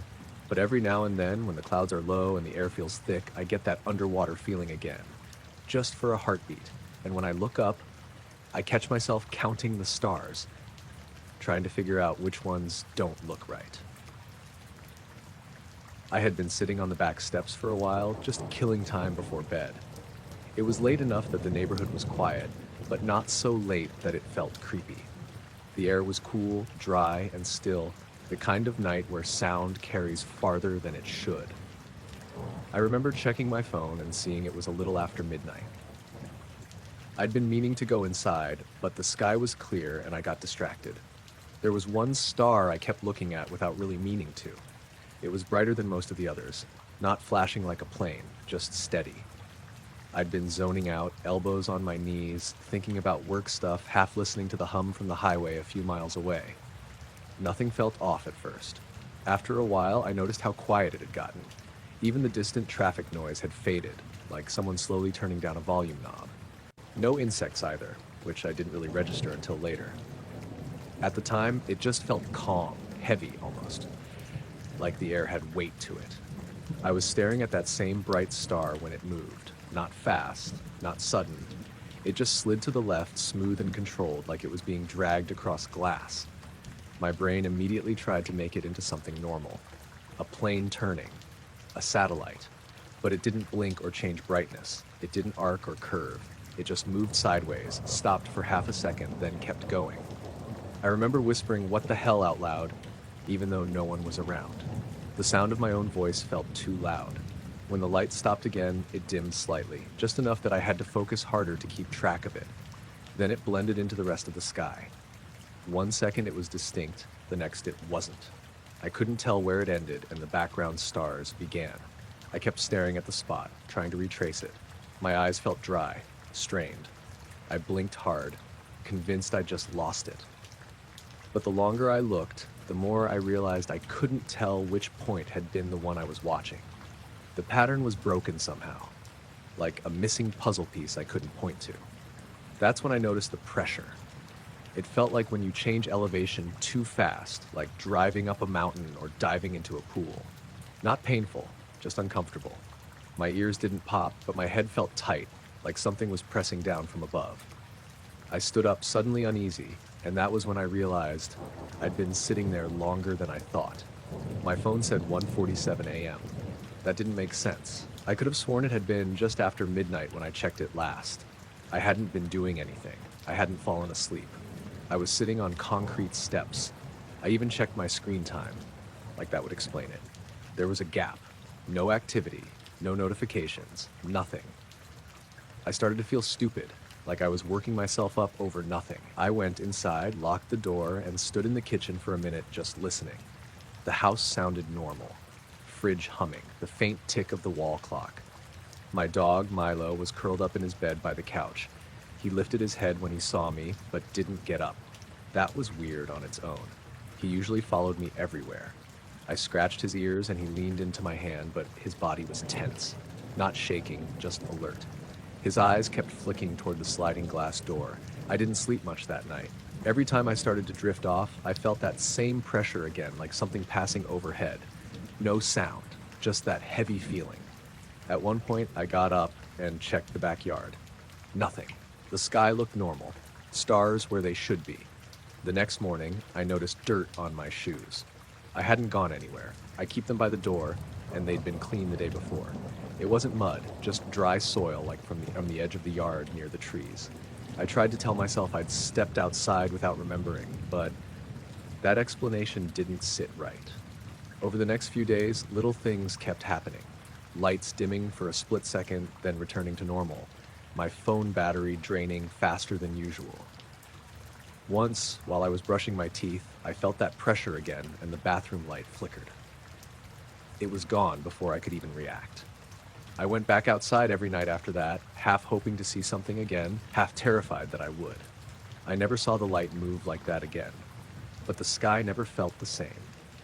I caught myself scanning it without meaning to, tracking stars, checking if they stayed where they were supposed to. About a week later, I was out there again, leaning against the railing, when I realized something else. The same star I'd been watching before was back. Same brightness, same position. Or at least I thought it was the same one. I couldn't be sure. That was the problem. I couldn't tell if it had ever really been gone. I stood there for a long time waiting for it to move. It didn't. The night sounds slowly returned around me.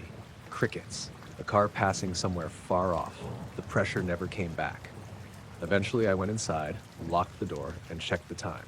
It was exactly what I expected it to be. I still sit out there sometimes. I don't watch that part of the sky as much anymore, but I notice when it's clear. I notice when the stars feel too sharp, too still. Every now and then I catch myself wondering if it stopped being a star long before it moved, and I just didn't notice until it was already gone. I was already halfway down Maple Ridge when I noticed the light. It was close to midnight, the kind of late where the neighborhood felt abandoned, but not asleep. Porch lights were off, windows dark, no traffic. I'd gone out for a walk because I couldn't focus at home. Too much noise in my head, not enough anywhere else. That stretch of road curved along a line of trees and empty lots, and I'd walked it enough times that my body knew it without thinking. I looked up because the sky felt brighter than it should have been. At first, it looked like a star slipping out from behind a cloud. One steady white point, not blinking, not pulsing. I didn't stop walking. I barely registered it. Planes crossed over all the time, and satellites were easy to spot if you paid attention. But something about it felt off. It was low. Lower than a satellite, but higher than any drone I'd seen. And it wasn't moving the way planes did. No straight line speed, no gradual fade. It was drifting. I slowed my pace without meaning to. The light slowed too. That got my attention. I stopped walking. The light stopped. Not faded, not dimmed, just paused. Suspended in the same spot above the trees like it had hit an invisible wall. I stood there with my hands in my jacket pockets, staring up.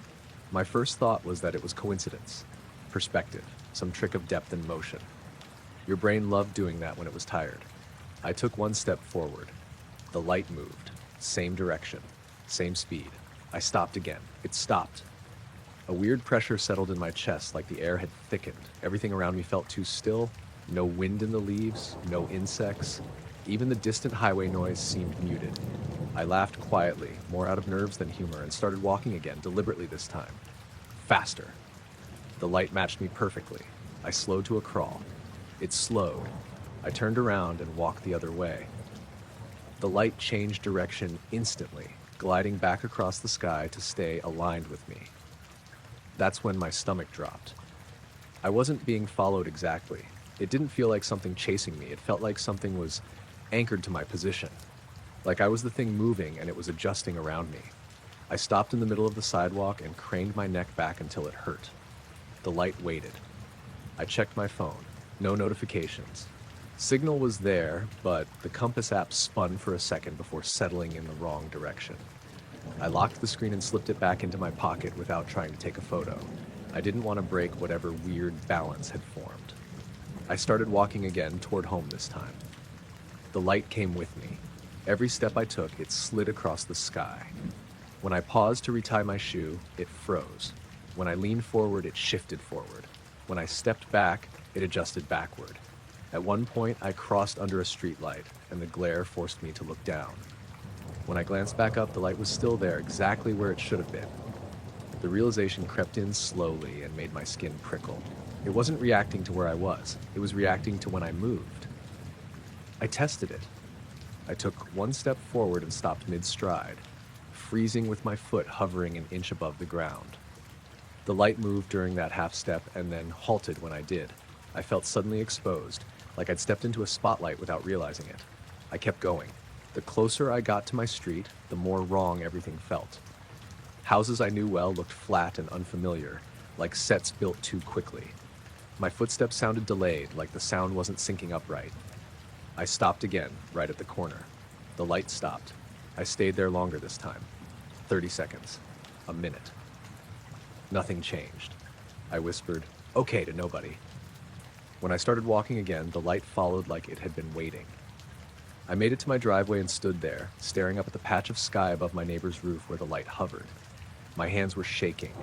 I didn't know what I expected it to do next, but I couldn't bring myself to go inside yet. I took one step backward. The light slid backward. I took 2 steps forward. It followed. I felt stupid, standing there playing this silent game with something I didn't understand, but I couldn't stop. I needed to know where the boundary was. I turned and walked up the driveway. The lights stayed aligned until the roof blocked my view. I went inside and locked the door, leaning my forehead against it for a second. The house felt hollow, like it had been waiting too.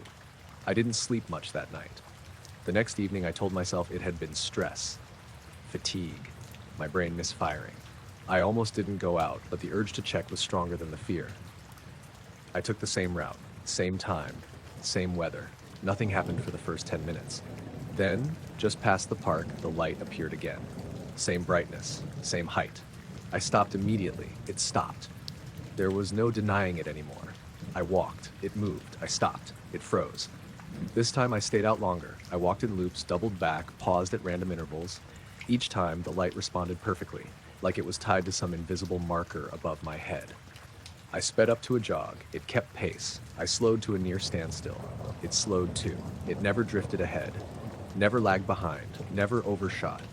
It felt less like it was watching me and more like it was tracking a variable, like movement itself was the trigger.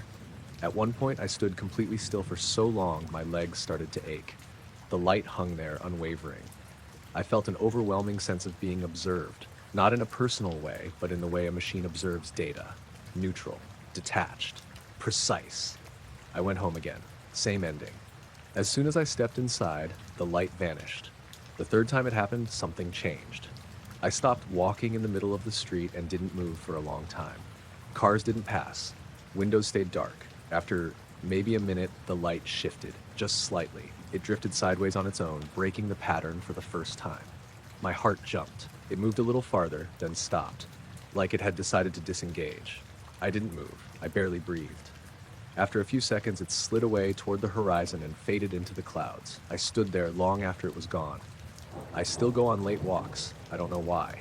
Habit, maybe, or waiting. Sometimes I stop for no reason at all and stand perfectly still, listening to the quiet, watching the sky. When I do, I get this strange feeling, like I'm being measured again. So far, nothing has come back. I sat on the old wooden bench near the boat ramp because my legs were tired and the lake was calm in a way that felt earned. It was late evening, that soft stretch before full dark when the air cooled off, but the bugs hadn't completely committed yet. I had walked the trail around the north side after work, same loop I'd done 100 times. Same water, same reeds, same smell of damp leaves and algae. Nothing about the night felt special. I tossed a pebble into the water and watched the ripples spread until they disappeared. The surface was mostly smooth, reflecting the dim orange band of sky and a few early stars. I leaned back and checked my phone, saw I had no new messages, and put it face down beside me. That was when I noticed the light in the water. At first, I thought it was just a reflection from behind me, maybe a car on the road above the trees. But it wasn't jittery or broken like reflections usually are. It was clean. A single soft glow, pale and white, moving slowly under the surface like something dragging a flashlight through the lake. I leaned forward, elbows on my knees, staring straight down at it. The water didn't ripple around it. No bubbles, no disturbance at all. The light slid in a straight line, steady and unhurried, about 20 feet out from shore. I looked up to check the sky. There was nothing there. No drone, no plane, no helicopter. The clouds were thin and high, drifting east. The tree line on the opposite shore was dark and still. I turned back to the water, expecting the light to be gone. It wasn't. It kept moving, same speed, same brightness. I stood up slowly, my knee popping louder than I wanted, and stepped closer to the edge. Gravel crunched under my shoe. Still no reaction from the lake. The glow didn't change direction or fade. It didn't even seem to notice me. I remember thinking how wrong it felt that there was no reflection above it. The water was acting like a window instead of a mirror. I pulled my phone up and opened the camera. The screen showed the lake just fine, dark and grainy. The glow was there too, clear as anything. I didn't zoom. I didn't want to mess it up. I just held the phone steady and let it record. The light stopped. It didn't slow down, it just stopped. Dead still, directly in front of me. I stood there with my arm out, phone humming faintly in my hand, and waited. I don't know what I expected. A splash, a surge upward, something dramatic. Instead, the glow dimmed slightly, like someone turning a dial a fraction of an inch, and then continued on its path as if nothing had happened. That was the first moment I felt watched. Not from the water, from everywhere else. The woods behind me were suddenly too quiet. The insects had gone patchy, buzzing in short bursts instead of their steady chorus. I turned in a slow circle, scanning the trail, the trees, the parking lot beyond the hill. Everything looked normal, empty. When I turned back, the glow had moved farther out, deeper into the lake, where the water darkened into something you couldn't see the bottom of during the day. The light kept going anyway, slipping into that darkness without getting weaker. My phone vibrated once. Not a notification, just a single buzz, like it had lost and regained signal. The recording timer on the screen jumped forward by several seconds. I hadn't moved. I checked the time. It was later than it should have been. Not by hours, just enough to make me frown and do the math twice. The light vanished without drama, no flare, no fade. One frame it was there, the next it wasn't.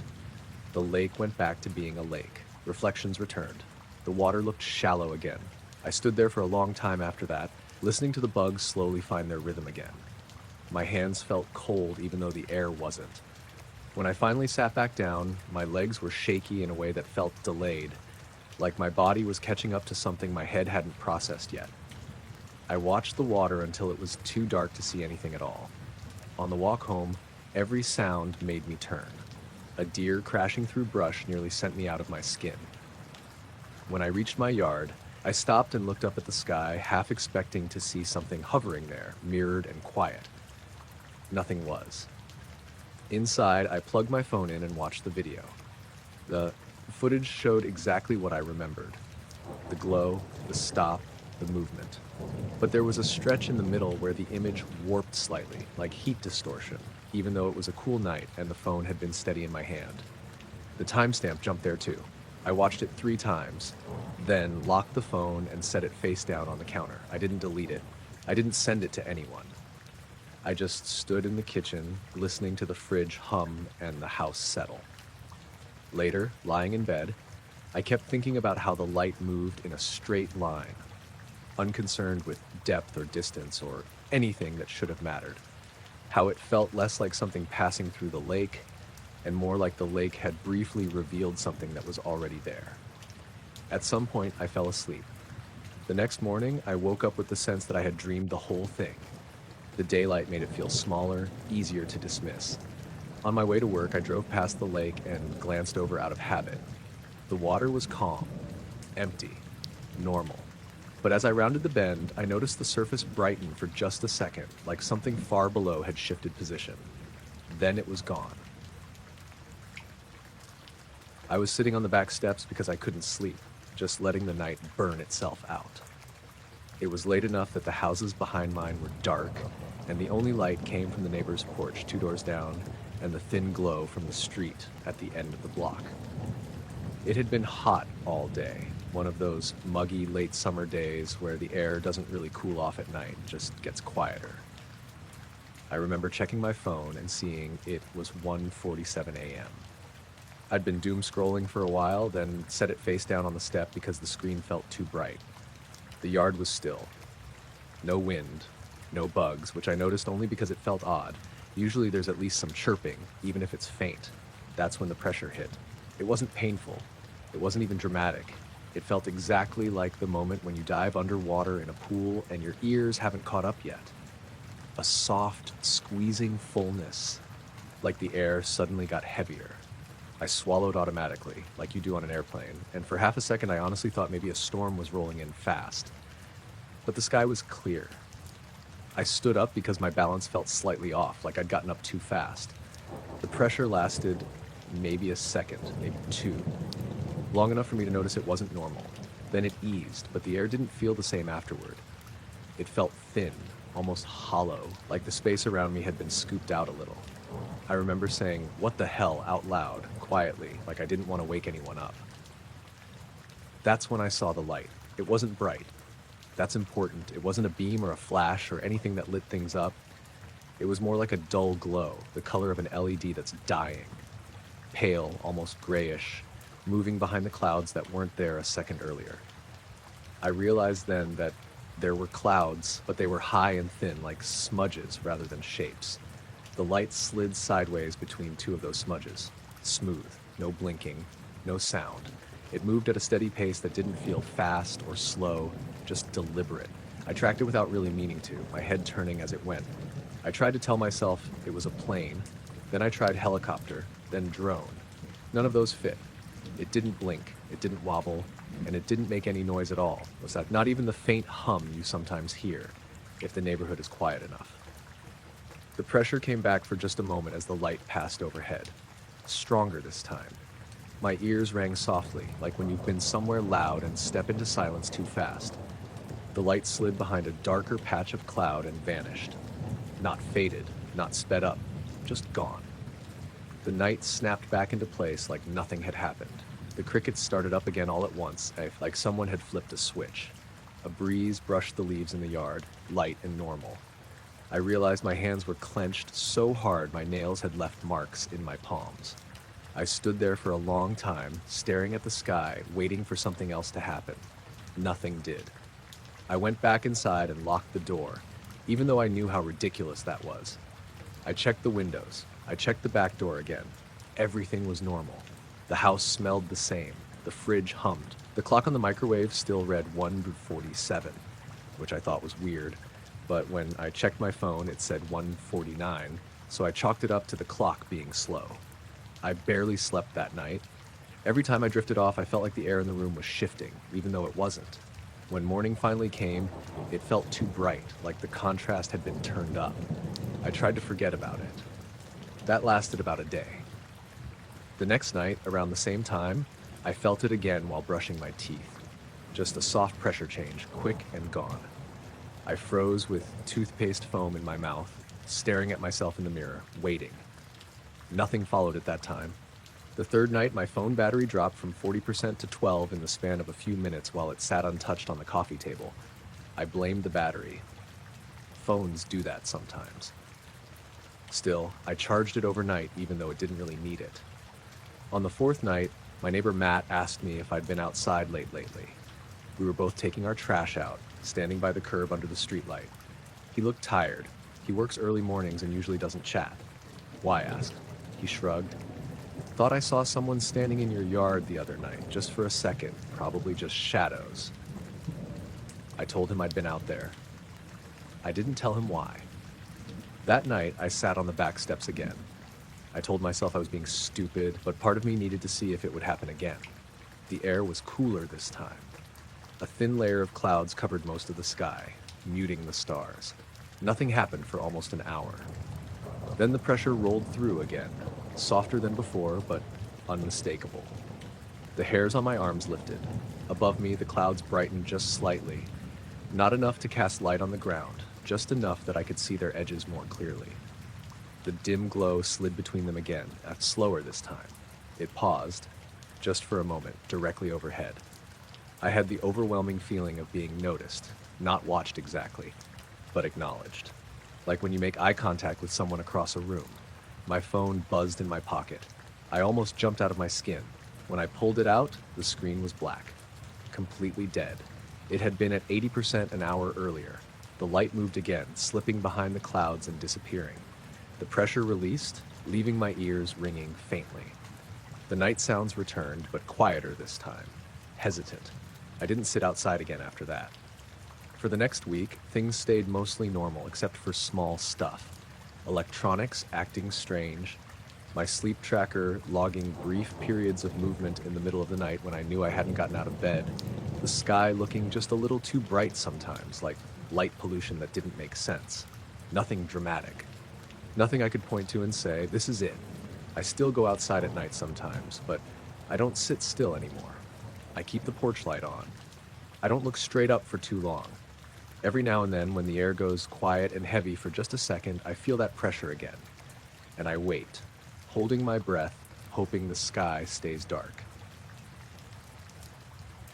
I noticed it because the water didn't look right. I was sitting on a folding chair at the edge of the lake, boots off, socks rolled down, letting my feet dry in the cool air. It was late evening, just past sunset, that in-between time where the sky still held some color, but the woods had already started to darken. The lake was calm, almost flat, with only small ripples drifting toward shore. I'd come out alone after work. I live in a small town, and this lake sits about 15 minutes outside it, surrounded by state land. No houses right on the shore, no marina, no lights except a gravel lot with a single flickering lamp. It was a place people fished or drank beers or sat quietly when they didn't want to talk to anyone. That night it was quiet, no wind, no insects yet, just the occasional bird settling in somewhere behind me. I was scrolling through my phone, barely paying attention to the water, when I saw a pale glow under the surface, maybe 20 yards out. At first I thought it was just a reflection from the sky, some leftover light catching the angle wrong. Then it moved. The glow slid sideways, perfectly straight, like someone dragging a dim flashlight beam beneath the water. It didn't wobble or ripple.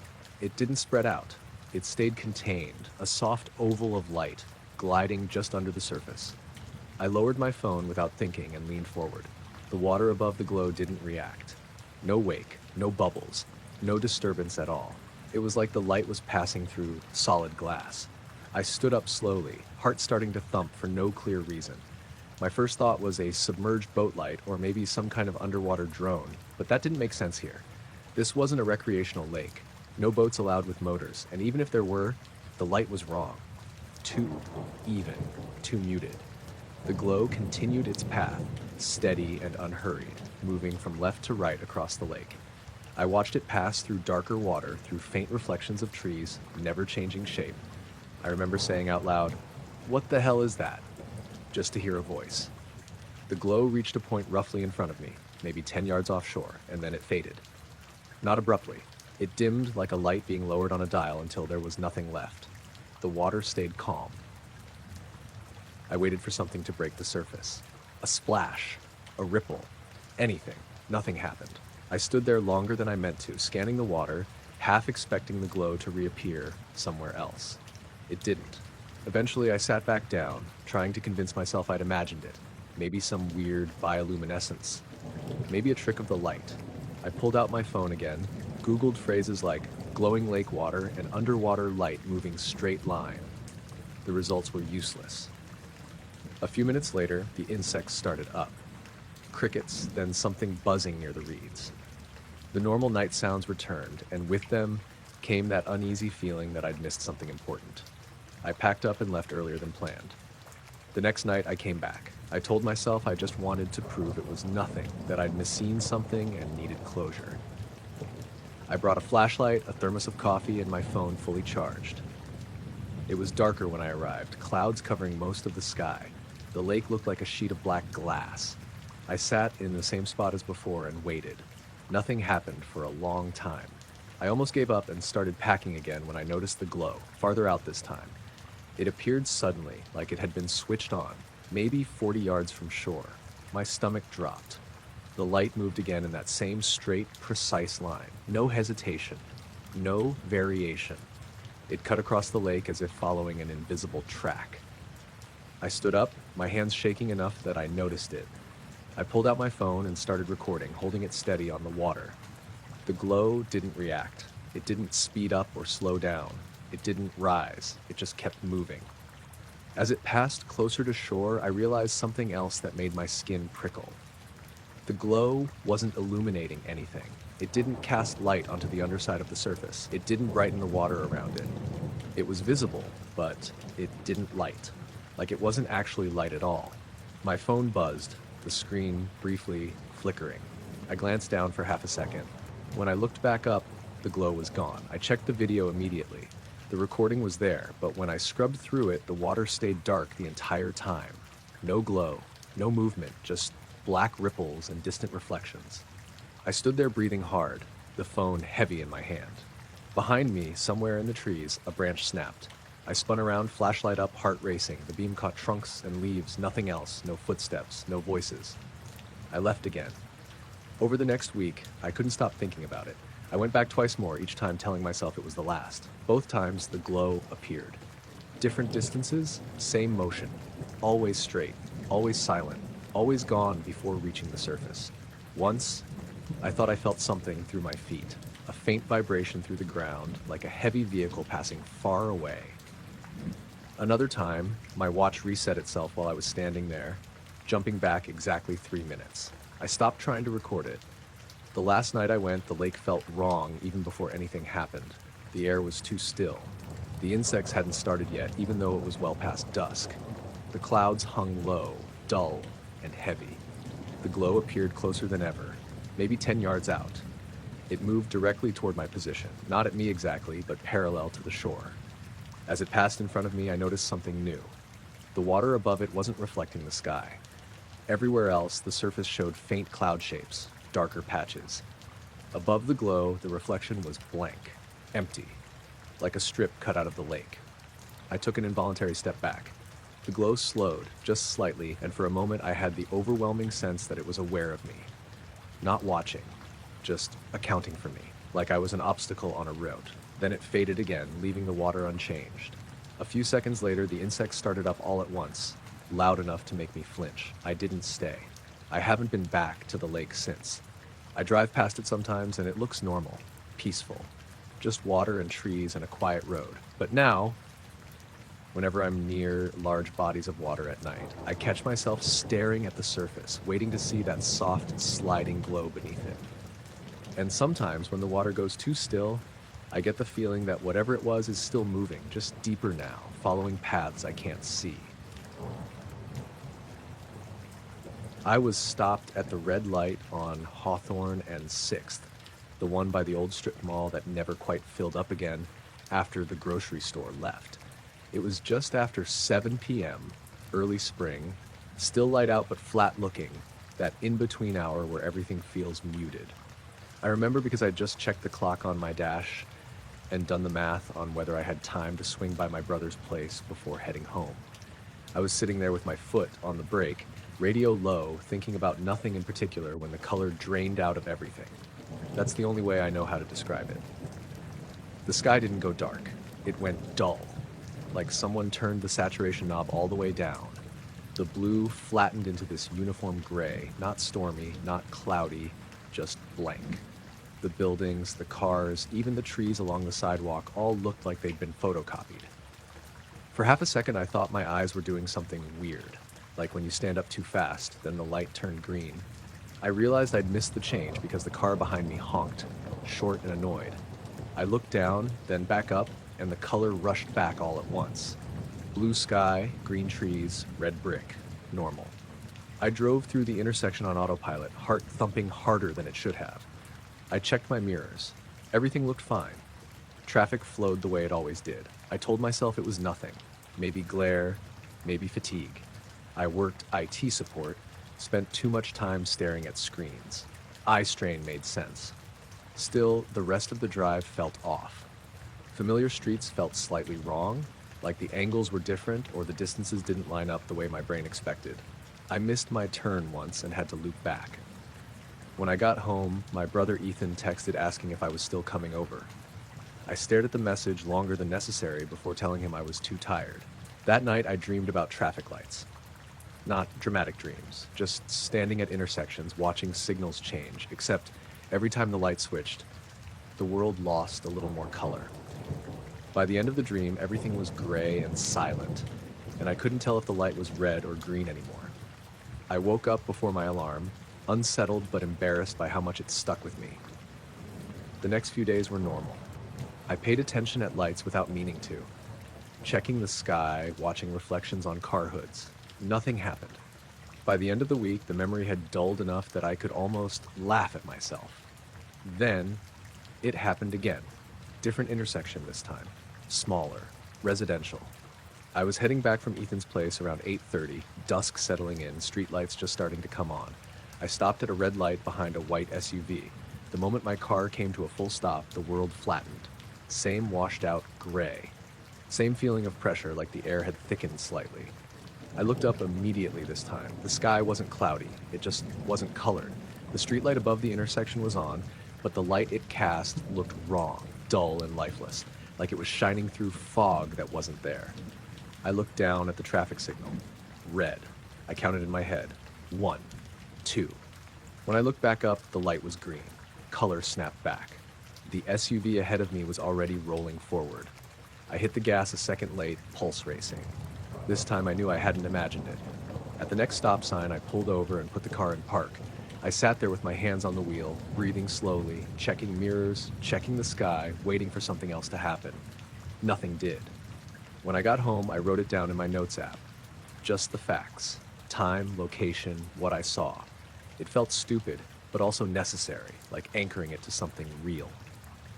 Over the next month, it happened 4 more times. Always at a complete stop. Always brief. Always that same dull, drained gray. I never once saw the light change while the world was colorless. I only knew it had because it was green when the color came back. I started paying attention to the clock. The timestamps didn't line up. Once I was sure I'd only sat at the light for a few seconds. When I checked the dash clock afterward, 2 minutes had passed. Not enough to cause traffic to stack up. Not enough for anyone else to notice. Just enough to make my stomach drop. I tried to talk myself out of it. Microsleeps. Dissociation. Stress. I Googled symptoms and immediately closed the browser because everything sounded like a diagnosis I didn't want. I told Ethan eventually. We were sitting in his garage, beers open, door halfway up. He listened without interrupting, then said, "So, like, your brain blanks out?" "I don't blank out," I said.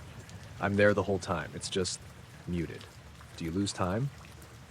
"I don't feel like I do, but the clocks say I might." He frowned. "That's not great." He suggested I see a doctor. I said I would. I didn't. A few weeks later, something new happened. I was stopped at a light downtown, later than usual, close to 10 p.m. The street was mostly empty. When the gray washed over everything, I noticed something I hadn't before. The sky wasn't uniform. Directly above the intersection, there was a faint, darker shape, barely visible against the washed-out gray. Not solid, more like a smudge or a shadow cast onto the sky itself. It didn't move. I felt that pressure again, heavier now, like my chest was being gently pressed from the inside. My ears rang softly. I wanted to look away. I couldn't. When the color came back, the shape was gone. The light was green. I drove home shaking. After that, the feeling followed me even when I wasn't driving. Standing in line at the store, I'd get this sense of things thinning, like reality was about to lose its grip on color again. It never did. But the anticipation was almost worse. I started avoiding certain routes, certain intersections. I planned my drives obsessively. It didn't matter. The last time it happened, I wasn't alone. Ethan was in the passenger seat. We were heading back from a late movie, talking about something stupid. I slowed for a red light near the river. Mid-sentence, he stopped talking. The world went gray. "Do you see that?" he asked quietly. My heart slammed into my ribs. "You see it too?" "Everything looks flat," he said, "like an old photo." I turned my head slowly. The darker patch in the sky was there again, more defined this time, hovering above the intersection like a stain. I watched the traffic light, red. I didn't blink. When color returned, Ethan sucked in a sharp breath. The light's green. How long were we stopped? I don't know, I said. My voice sounded far away. We drove the rest of the way in silence. At his place, he checked his phone. The lock screen clock showed 9:58 p.m. His messages said the last one he'd sent was at 9:54. I don't remember 4 minutes, he said. Neither did I. After that, it stopped. No more gray, no more pressure. Weeks passed, then months. Ethan stopped bringing it up. I stopped driving at night when I could avoid it. Sometimes, though, when I'm stopped at a light during the day, I swear the colors look a little too bright, like they're overcorrecting. And every now and then when the light turns green, I realize I don't remember it ever being red. The first thing I noticed was the shadow above the bookshelf moving when nothing else was. I was sitting on the couch with my feet up on the coffee table, half watching something I'd already seen, just letting the noise fill the room. It was late, a little after 11, and the house was quiet in that normal way it gets at night when the furnace kicks on and off and everything else settles. One lamp was on in the corner by the window. Warm light, nothing harsh. I glanced up because the line where the wall met the ceiling looked wrong. The shadow there, the soft, dark band that always sat in the same place, was sliding, slowly. Not flickering, not changing shape, just drifting, like someone was gently pulling it along the ceiling toward the hallway. I froze, remote loose in my hand. My first thought was headlights. A car passing by, light hitting the house at a weird angle. But my place sat back from the road, and there were trees between me and the street. Plus, the movement was steady. Too steady. I leaned forward and watched it for a few seconds. The shadow kept moving in the same direction, smooth and deliberate, like it had a destination. I stood up. The second I shifted my weight, I felt that tight, hollow feeling in my chest you get right before something bad happens. The shadow didn't react. It didn't speed up or stop. It just kept going. I walked to the light switch and flipped it on. The ceiling flooded with light, and the shadow snapped back into its normal place instantly, like nothing had happened. I stood there longer than I needed to, listening. The house sounded normal. No footsteps, no creaks out of place. The TV kept playing behind me. I turned the lamp off again. The shadow stayed still. I told myself it was my eyes, or fatigue, or the angle of the lamp. I sat back down, trying to shake the feeling that something had already happened and I'd missed it. About a minute later, the shadows started moving again. This time I could see it wasn't just one. The entire line along the ceiling was drifting together, every shadow sliding in the same direction toward the front of the house. It was subtle, but once I saw it, I couldn't unsee it. I stood again, slower this time, careful not to make sudden movements. My skin prickled, like static. I walked to the window. The glass was cold against my fingertips as I pulled the curtain back a few inches. Outside, the neighborhood looked the same as always. Dark houses, a few porch lights, the street empty. But above the rooftops, just above the tree line, there was a faint light moving across the sky. It wasn't bright. It was barely there, like someone had smudged a pale gray glow across the stars and was slowly dragging it sideways. No blinking, no sound. It moved in a perfectly straight line. As it passed overhead, the shadows inside the house kept sliding in the same direction. I stepped back from the window, heart pounding, and looked up at the ceiling again. The shadows were still moving, still smooth, still unbroken. Then everything stopped. The light outside vanished without fading. The shadows froze where they were, then gently slid back to where they belonged, as if released. The silence afterward felt wrong, too complete, like the air had been muted.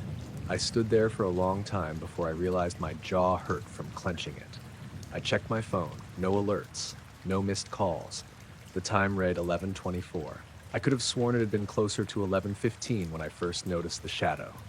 I slept with all the lights on that night. The next day, nothing felt off. I went to work, talked to people. The world stayed where it was supposed to be. By the afternoon, the whole thing already felt unreal, like something I'd imagined while half asleep. That night, it happened again. Not the light, just the shadows. I was brushing my teeth when I noticed the line above the bathroom mirror shifting. Same direction, same speed. I didn't even finish brushing. I rinsed, turned on every light in the house, and sat on the couch until I fell asleep, sitting upright. The third night, I didn't see anything. The fourth night, I did. This time, I was ready. I left the lights low on purpose and sat in the living room with the curtains open. I didn't turn the TV on. I just waited. Around 11:30, the shadows started drifting. My heart started racing immediately, but I forced myself to stay still. I counted my breaths. 1, 2, 3. Outside, the faint light appeared again, sliding silently across the sky, same path as before. It was clearer this time, wider, close enough that the stars behind it dimmed slightly as it passed. The shadows followed it exactly. I felt pressure build in my ears like altitude change and a low vibration deep in my chest, more felt than heard. The house itself seemed to hum, just barely. I grabbed my phone and lifted it, pointing the camera at the ceiling. The moment the screen lit up, the vibration stopped. The shadows snapped back. Outside, the light vanished. My phone screen showed nothing but a normal ceiling. I checked the time, 11:47. 17 minutes gone. I didn't sit in the dark again after that. I started leaving lights on overnight, sleeping with the TV running, anything to keep shadows from forming. A week later, my neighbor Mark asked if I'd seen anything strange in the sky lately. He said his dog had been acting weird at night, staring up and whining at the same time every evening. I told him no. I didn't want to explain how the shadows in my house seemed to know where the light was before I did. I still live there. The shadows haven't moved like that again. Not yet. But sometimes late at night, when I'm sitting quietly and the room is dim, I swear I feel the light before it shows up, like a pressure shift or the sense of being slightly out of sync with everything else. When that happens, I don't look up anymore. I turn on every light I can reach and wait for the feeling to pass. The water lit up under my kayak without warning. I was halfway across the lake, maybe 50 yards from the nearest shore, drifting more than paddling at that point. It was late summer, just before full dark. The sky still held that washed-out blue-gray color, and the trees around the lake had started to blur into one dark ring. I liked being out at that time because everything slowed down. No jet skis, no kids yelling. Just the sound of water against plastic and the occasional bird settling in for the night. I noticed the glow because it didn't reflect. At first, I thought it was just my eyes adjusting. Then I looked straight down and saw the water beneath me glowing a pale greenish white, like someone had turned on a dim light under the surface. Not bright, not dramatic, just enough to see the shape of my paddle blade and the underside of the kayak. The surface of the lake stayed dark, no shimmer, no ripple of light, nothing bouncing back up. It was like the glow stopped exactly at the waterline. I froze, paddle half lifted, and just stared. The glow stayed steady for maybe 5 seconds, long enough that I had time to think this isn't normal, and also long enough to notice what wasn't happening. The water wasn't warming. I couldn't hear anything. No bubbles, no movement from below. Then it faded out, like someone slowly turning a dimmer switch down. The lake went black again. I stayed still, listening. The usual sounds were still there. Crickets starting up along the shore. A frog somewhere to my left. The distant hum of a car on the county road. I told myself it had to be bioluminescence. That was the obvious answer. Except this was a freshwater lake in upstate New York, and I'd kayaked here for years without seeing anything like that. Also, bioluminescence usually reacts to movement. I hadn't moved. I dipped my paddle in gently and stirred the water. Nothing happened. I laughed quietly, more from nerves than humor, and told myself to head back. The light had messed with my sense of distance. The shoreline felt farther away than it had a minute earlier. As I paddled, I kept glancing down, half expecting the glow to come back. It didn't. When I reached the dock near the launch, my hands were shaking a little as I pulled the kayak up. I stood there for a minute, letting the last of the light fade from the sky. Everything looked normal again. I didn't tell anyone about it that night. I went back out the next evening. I told myself it was curiosity, but it was more than that. There was a sense of unfinished business, like I'd walked out of a room too early and missed something important. The lake looked the same, calm, darkening sky, no boats. I paddled out to roughly the same spot, judging by the alignment of 2 tall pines on the far shore and the low hill to the right. I drifted and waited. Nothing happened. I stayed out longer than usual until the sky was almost fully dark. Still nothing. I finally headed back, feeling embarrassed for expecting anything at all. 2 nights later, it happened again. This time, the glow appeared slightly off to the side, not directly beneath me. I noticed it out of the corner of my eye first, like a trick of peripheral vision. When I leaned over and looked straight down, it was there. Same pale light. Same lack of reflection. I held my breath without realizing it. The glow was stronger this time, bright enough that I could see the silt and weeds on the lake bottom, maybe 6 or 7 feet down. I watched carefully, looking for movement. There was none. The glow lasted longer this time, 10 seconds, maybe more.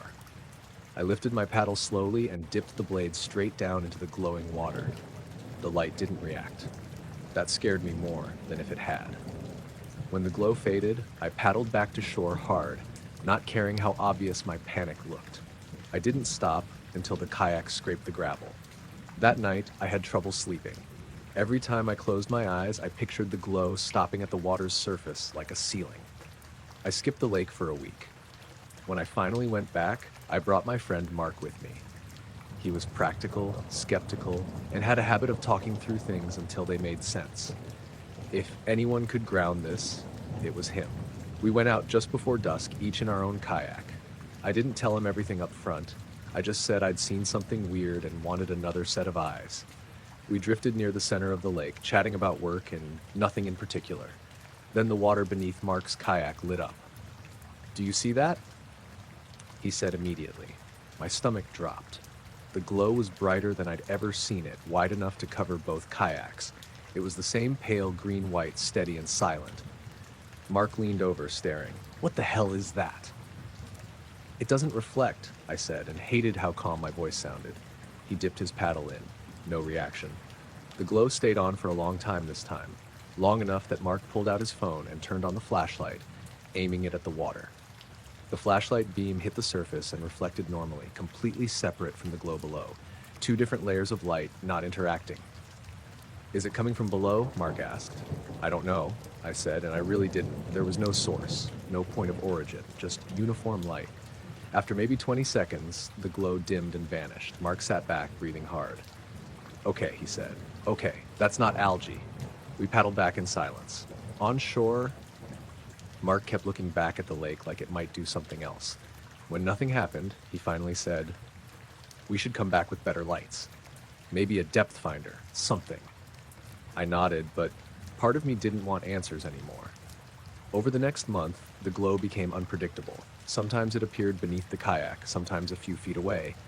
Once I saw it moving slowly under the surface, not fast, just drifting sideways like a cloud sliding beneath the water. It never broke the surface. It never reflected. Once I noticed that the glow seemed to dim when I stood up slightly in the kayak, then brighten again when I crouched lower. That could have been coincidence. I didn't test it again. Mark stopped coming out after the night the glow followed us halfway back to shore, always staying just out of reach, like it was keeping pace beneath the water. We didn't talk about that part much. The last time I went out was early fall. Colder air, fog forming low over the lake. I told myself it would be the last time, no matter what happened. The glow appeared almost immediately, brighter than ever. The fog above me stayed dark, untouched. I felt exposed sitting there, like I was floating on a thin skin over something vast. Then I noticed the water wasn't making sound anymore. No lapping, no drip from my paddle. The lake was perfectly still, even though I was drifting. I felt pressure in my ears, like descending in an elevator. Not painful, just noticeable. The glow pulsed once, faintly. I panicked then. No screaming, no thrashing, just a sudden, overwhelming need to be anywhere else. I paddled hard toward shore, and the sound of water came back instantly. The glow stayed where it was, not following this time. I didn't look back. I sold the kayak that winter. I still drive past the lake sometimes. It looks normal, calm, unremarkable. But at dusk, if the light hits the water just right, I catch myself watching the surface too closely, waiting to see something that doesn't belong there. I don't miss kayaking. What I miss is the certainty I had before I knew the water could light up without a reason. I woke up because my chest felt wrong. Not pain, not tightness. More like a low vibration, the way your body feels when you're standing near a generator or a truck idling too close. It wasn't loud enough to hear. It was just there, inside me, steady and even. I lay still for a few seconds, trying to figure out if it was coming from somewhere in the house. The heater was off. The fridge was on the other side of the wall, but it didn't cycle like that. The vibration didn't change when I held my breath or shifted my weight. It felt like it was coming from everywhere at once. I checked my phone. 2:47 a.m. The room was darker than usual. Not pitch black, but flat somehow, like the shadows weren't as deep. My bedroom window faced the backyard, and I could normally see a few stars through the branches of the oak tree back there. This time, I couldn't. I sat up slowly, waiting for the vibration to fade. It didn't. If anything, it felt a little stronger when I moved, like my body was closer to whatever was causing it. I swung my legs off the bed and stood. The floor felt normal, no shaking, no rattling. The vibrations stayed inside my chest, steady as a heartbeat that wasn't mine. I walked to the window and pulled the curtain back just enough to look out. The yard looked normal. Fence, shed, patchy grass I kept meaning to reseed. The sky above it didn't. The stars were there everywhere else I could see them, off to the sides near the horizon, but directly above my house there was a dull patch, like someone had smudged the sky with their thumb. No clouds, no movement, just less light. I leaned closer to the glass, half expecting the reflection of my own face to explain it away. It didn't. The vibration in my chest pulsed once, slightly stronger, then settled back into its steady rhythm. That was when I noticed how quiet it was. Not peaceful quiet, empty quiet. The usual background stuff was gone. No distant highway noise, no dogs barking, no insects. Even the faint hum of power lines that I'd never consciously noticed before was missing. I stepped back from the window and glanced at the hallway. My wife, Erin, was asleep in the next room. I thought about waking her, then immediately felt stupid for considering it. What would I even say? Hey, the sky looks dim and my chest feels like a washing machine. I stood there another minute, listening to nothing, feeling that vibration fill my ribcage. Then, just as suddenly as it started, it stopped. No fade, no tapering off. 1 second it was there, the next it wasn't. My chest felt empty afterward, like the pressure drop after your ears pop. The quiet lifted too. Distant traffic came back. Somewhere down the block, a car alarm chirped once and stopped. Crickets resumed like they'd been paused. I waited for my heart to slow down.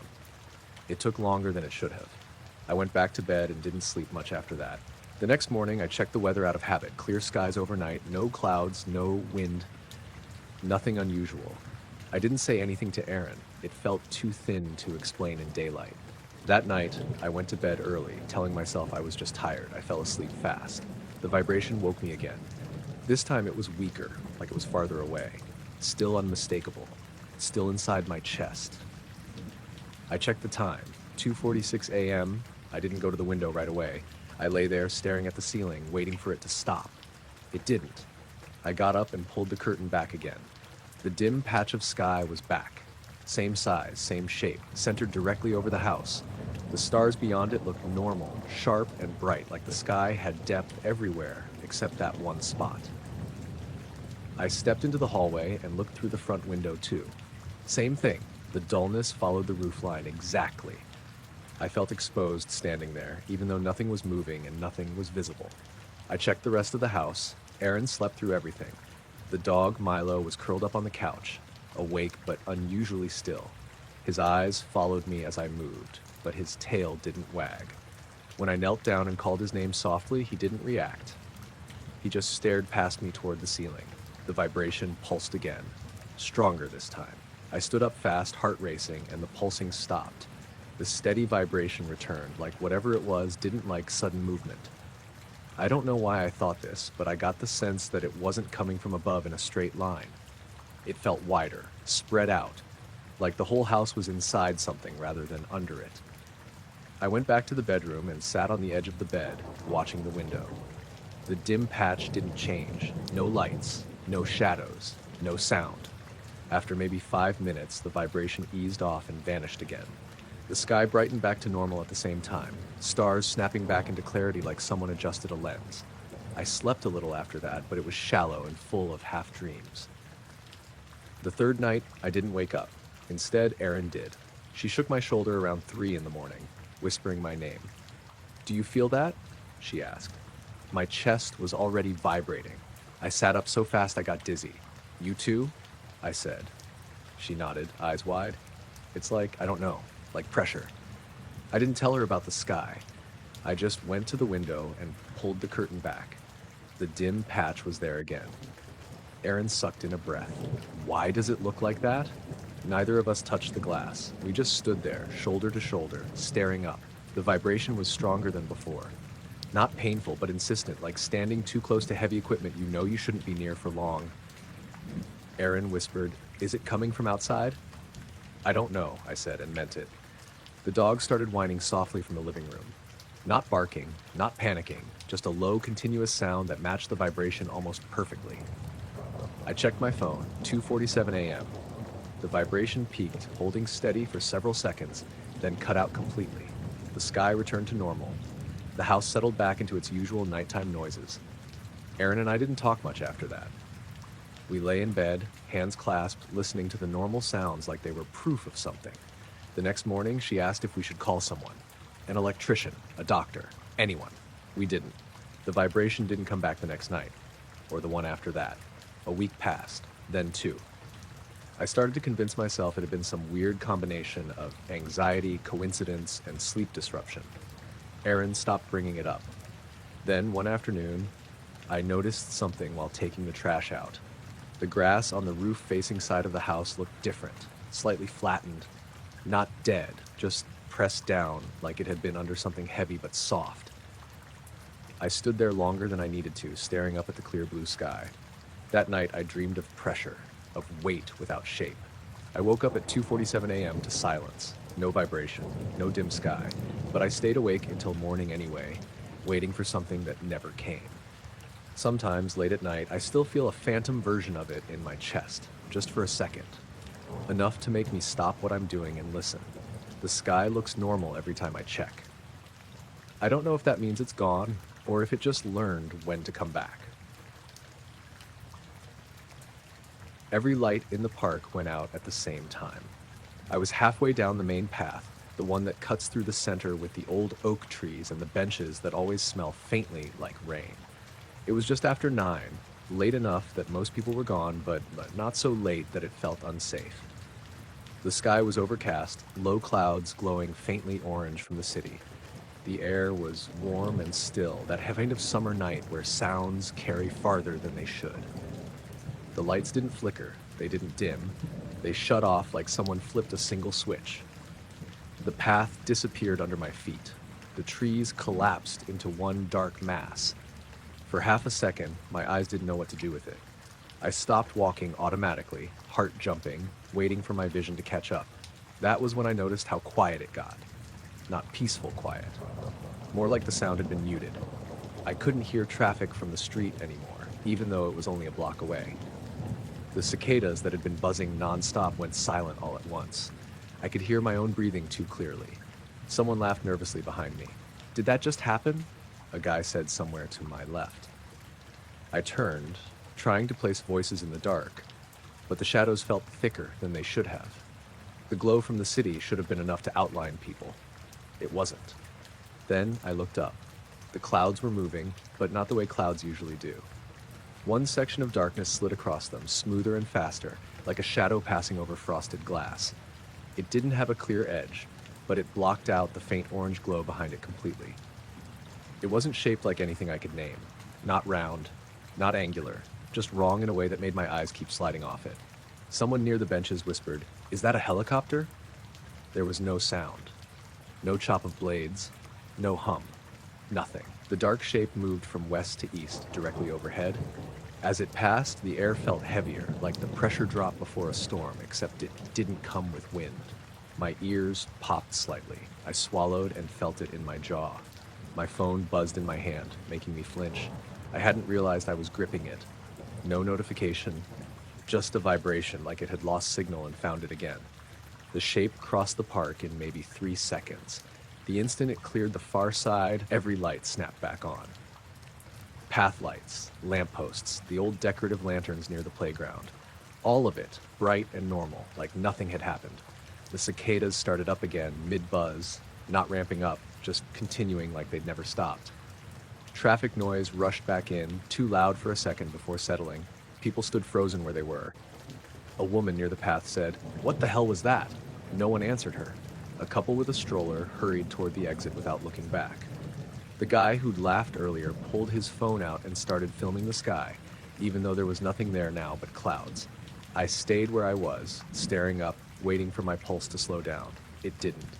After a minute or two, people started talking over each other, trying to fill the silence. Power outage. Transformer. City grid glitch. Someone joked about aliens, but it came out thin and forced. I walked home as soon as my legs remembered how. That night, I didn't sleep much. Every time a car passed outside my apartment, I woke up, convinced the sound had stopped again. The next morning, the city's outage map showed nothing. No reports, no maintenance logs. I checked local news sites. Nothing. I went back to the park the following evening, telling myself I needed to see it in daylight. Everything looked normal. The grass was a little worn near the benches where people had clustered. That was it. I tried to convince myself it was a one-off. Some freak electrical thing combined with my imagination filling in gaps. 3 nights later, it happened again. This time, I was sitting on a bench near the pond, scrolling through my phone. A guy named Marcus was tossing a tennis ball for his dog a little ways off. I remember his name because he'd introduced himself earlier when the dog decided my shoe was a toy. The lights went out exactly the same way. Instant. Total. The dog froze mid-run, ball rolling to a stop beside it. It didn't bark. It didn't move. Just stood there, staring upward. Marcus said, "Hey," sharply, like he was scolding it. I looked up just in time to see the dark shape again. It was lower this time. I could tell because it blocked out more of the sky, and the sense of pressure was stronger, like something heavy passing just above the treetops. I stood without realizing I was doing it. The shape didn't cast a shadow the way you'd expect. The darkness seemed contained within it, like it was subtracting light rather than blocking it. As it passed overhead, my phone screen went black. Not off, black. The glow disappeared, but the device stayed warm in my hand. The air smelled faintly metallic, like rain on hot pavement, even though it hadn't rained. The lights snapped back on. Marcus swore loudly. "Okay." "Nope, we're leaving." His dog bolted the second the lights came back, nearly yanking the leash out of his hand. Other people reacted faster this time. Joggers broke into sprints. A couple near the pond climbed the path toward the street without saying a word. I stood there a few seconds longer, staring at the empty sky. My phone restarted itself with a chime. I checked the time. I was missing 4 minutes. Not skipped notifications, not a frozen screen. The system clock showed a clean jump. I checked my step tracker out of habit. There was a gap there too. No data, just a flat line. I didn't tell anyone about that part. Over the next few weeks, I started noticing smaller things. Lights in the park would dim for half a second, then return to normal. The air would go still without warning. Sounds would drop out for a beat, then resume slightly out of sync, like an audio track catching up. Once walking through at dusk, I felt that pressure again and looked up just in time to see the clouds ripple, like something had passed between layers. No blackout that time, just the feeling. I stopped going through the park at night after that. Months passed. I was almost convinced it was over when it happened a third time, earlier than before. Late afternoon. Kids still on the playground. Clear sky. Every light went out. People screamed that time. I didn't see the shape clearly, just a dark movement overhead, faster than before. Purposeful. The lights came back on immediately. No missing time, no phone issues. Parents grabbed kids, someone called 911. I left before anyone could start asking questions. I still live nearby. Sometimes late at night, I hear the park go quiet from my apartment window. Not silent, just muted. When that happens, I don't look up. I wait for the lights I can't see from here to come back on, and I try not to think about how something that large could move that smoothly without making a sound. I still walk through the park during the day, but I never stay after dark anymore, and I don't trust the sky when it looks too still. The radio started doing it about 20 minutes into the drive, right after I left the last real town behind. I was heading west on Highway 50, late afternoon, the kind of road that stretches flat and empty for miles at a time. It was early October, dry and clear, the sun already dropping low enough to throw long shadows across the asphalt. I'd finished a job site inspection near Delta and was trying to get home before dark. I had the radio on low, half listening. Country station faded out, so I reached over and nudged the dial, just enough to catch something else. Instead of static, I heard a tone. Not loud, not sharp. Just a soft, steady sound, like someone humming a single note through clenched teeth. It sat between two stations, perfectly centered, not warbling the way weak signals usually do. I frowned and twisted the dial a little more. The tone disappeared instantly. Twisted it back. The tone came back. I tried that a few times, slowing the car slightly without realizing it. Every time the needle hit that exact spot, the sound returned. No voices, no rhythm, just that single flat note. I told myself it was interference, electrical noise, maybe a tower bouncing something weird across the valley. Still, it made the hair on my arms lift. I left it there and kept driving. The road dipped and rose gently, cutting through scrub and low hills. No trees, just pale grass and rock. The sky was wide and empty, the sun turning orange at the edges. I glanced at the horizon out of habit, then back to the road. That's when I noticed the light. It sat just above the far hills, slightly left of where the sun had gone down. Small, dim, not blinking, not moving, too bright to be a star, too steady to be anything else I recognized. I checked my mirrors, thinking maybe it was a reflection or another car lining up behind me. Nothing. The tone from the radio felt louder now, even though I hadn't touched the volume. I drove on. The light stayed exactly where it was relative to the horizon. As the road curved slightly, it didn't shift the way a distant tower or vehicle should have. It just hung there, like it was painted onto the sky. I swallowed and reached for the radio again, turning the dial a hair. The tone cut out. I turned it back. The tone returned immediately. I didn't like that connection forming in my head, so I turned the radio off completely. The cabin went quiet except for the hum of the tires and the faint rattle of something loose in the trunk. The light was still there. I told myself it was a planet, Venus maybe. Something like that, except it was too low and the color was wrong. It wasn't warm. It looked white, almost pale blue. As I crested a shallow rise, the light dipped slightly, like it was sinking. My stomach tightened. I eased off the gas. The car slowed, engine pitch dropping. The light continued its slow descent, perfectly smooth, like it was following the curve of the earth. I turned the radio back on without thinking. Static. Then the tone snapped back into place. Same pitch, same volume. I felt it then, a faint pressure behind my eyes, like the beginning of a headache. My ears felt full, the way they do when you're driving up a mountain too fast. The light continued to sink. I pulled onto the shoulder. The gravel crunched loudly under the tires, startling me. Dust puffed up and settled. I put the car in park and leaned forward over the steering wheel, staring through the windshield. The light was closer to the horizon now, maybe a finger width above it. The tone from the radio didn't change, but it felt closer somehow, like it wasn't coming from the speakers anymore. I checked them anyway, pressing my hand against the dash. The vibration I felt there didn't match the sound exactly. I looked at my phone, no signal, as expected. The time reads 6:42 p.m. I don't know why I did it, but I turned the radio off again.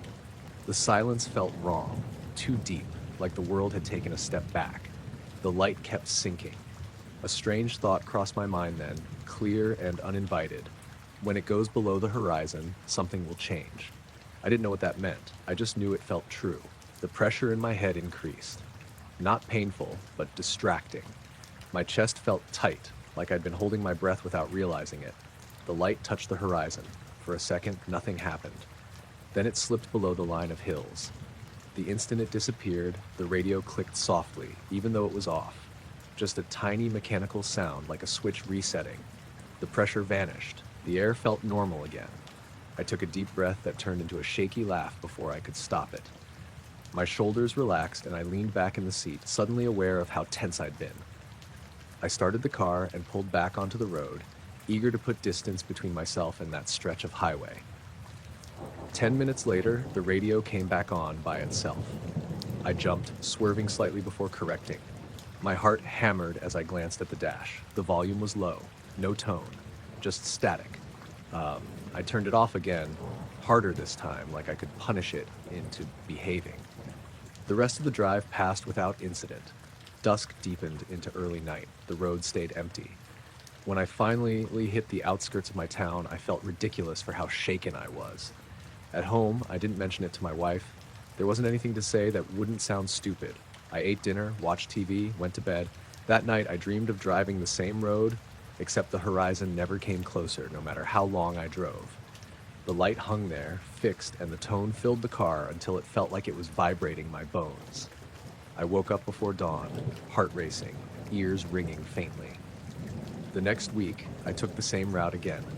I told myself I was being practical. It was the fastest way to get to the site. Still, my hands tightened on the steering wheel as I passed the spot where I'd pulled over before. The radio stayed normal. The sky was clear, no light. I relaxed, slowly. About 30 miles later, just as the sun dipped toward the horizon, the radio picked up the tone again. Soft, steady. I didn't touch the dial this time. I looked ahead. Far in the distance, just above the hills, the light was back. I didn't stop the car. I didn't slow down.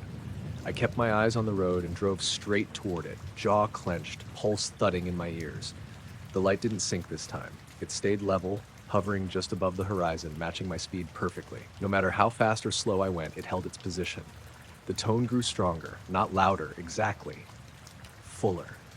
Like it was filling the space inside the car. My phone buzzed in the cup holder. I glanced down. No notification. Just the screen lighting up, then going dark again. The pressure returned, heavier than before. My vision felt slightly off, like depth didn't work the way it should. Then, without warning, the light dropped. Straight down. It vanished below the horizon in less than a second. The tone cut off mid-note. The radio went dead. Not static. Nothing. The dashboard lights flickered once, then stabilized. I blinked hard, breathing fast, knuckles white on the wheel. The road ahead looked normal, but something felt off. The distance between mile markers seemed wrong, like I was covering ground too quickly. When I finally reached the turnoff to the site, my watch said I was 8 minutes ahead of schedule. I don't take that route anymore. Every once in a while, when I'm driving at sunset and the radio drifts between stations, I hear the edge of that tone again. I turn it off immediately, eyes flicking to the horizon before I can stop myself. So far, the light hasn't come back. I'm not sure what I'll do if it does. I was sitting in the empty lot behind the old Ridgeway Outlet Mall, the one they shut down years ago but never bothered to demolish. The place had become my go-to spot whenever I needed to clear my head during long drives. No traffic, no people, no lights, except the ones from passing cars way off on Route 6. It was around 10:30 p.m., late enough that the sky had gone fully dark, but early enough that I wasn't tired yet. I had stopped there because my GPS kept losing signal. I figured I'd sit for a minute, stretch, maybe let my phone reset itself. The air was cool and dry, the kind of early autumn night where sound travels weirdly far. Even the hum from the highway sounded too crisp. I parked near the middle of the cracked asphalt lot.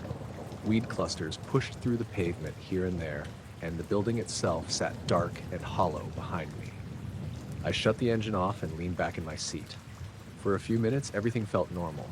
Then my phone buzzed in the cup holder. I picked it up and saw the Compass app open, one I hadn't touched in weeks. It must have launched accidentally, or I'd tapped it when I grabbed the phone earlier. At first, I didn't think twice about it, but the compass needle was spinning, not drifting or flickering like when the magnetometer goes bad. Spinning. Smooth, continuous, maybe one full rotation every second. I tried tilting the phone, closing the app, reopening it. It kept doing the same thing. I'd had that phone for years. It had never done that. I opened the regular map app to see if the GPS was back. The blue location dot jumped around the screen like it was glitching.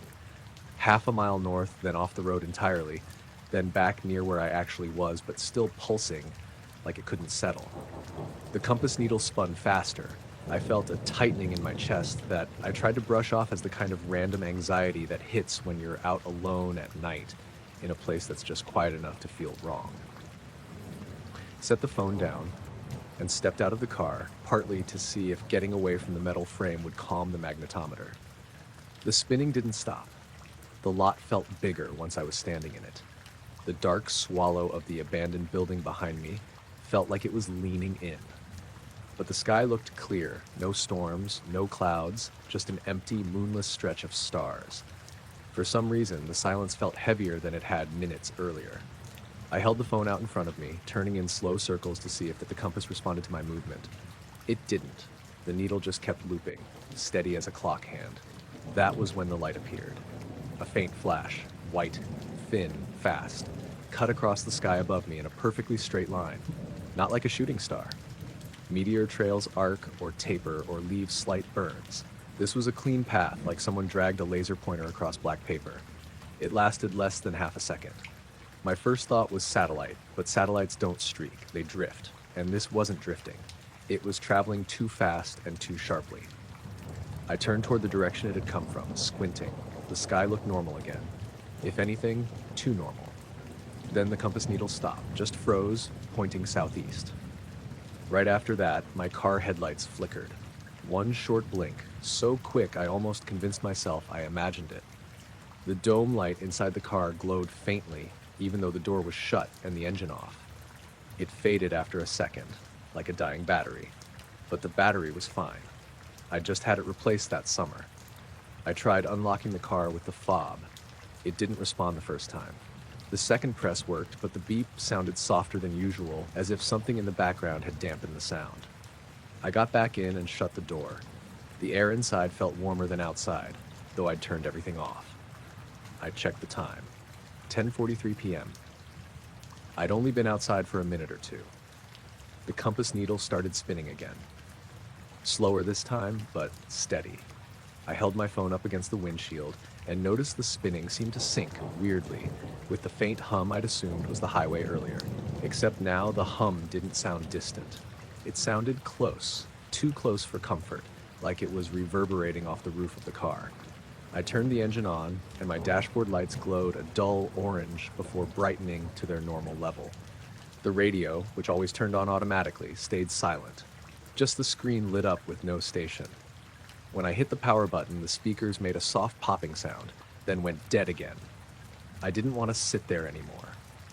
I backed up slowly, half expecting the engine to stall or the lights to flicker. Neither happened. As I angled toward the exit, I glanced up at the sky again. Another flash streaked overhead. This one was dimmer but slower, slow enough that I realized it wasn't moving the way an object should. Instead of traveling in a curve or dispersing, the streak held a perfectly even thickness and brightness from one end to the other. It looked artificial, but not in a way I could describe, just clean, like geometry.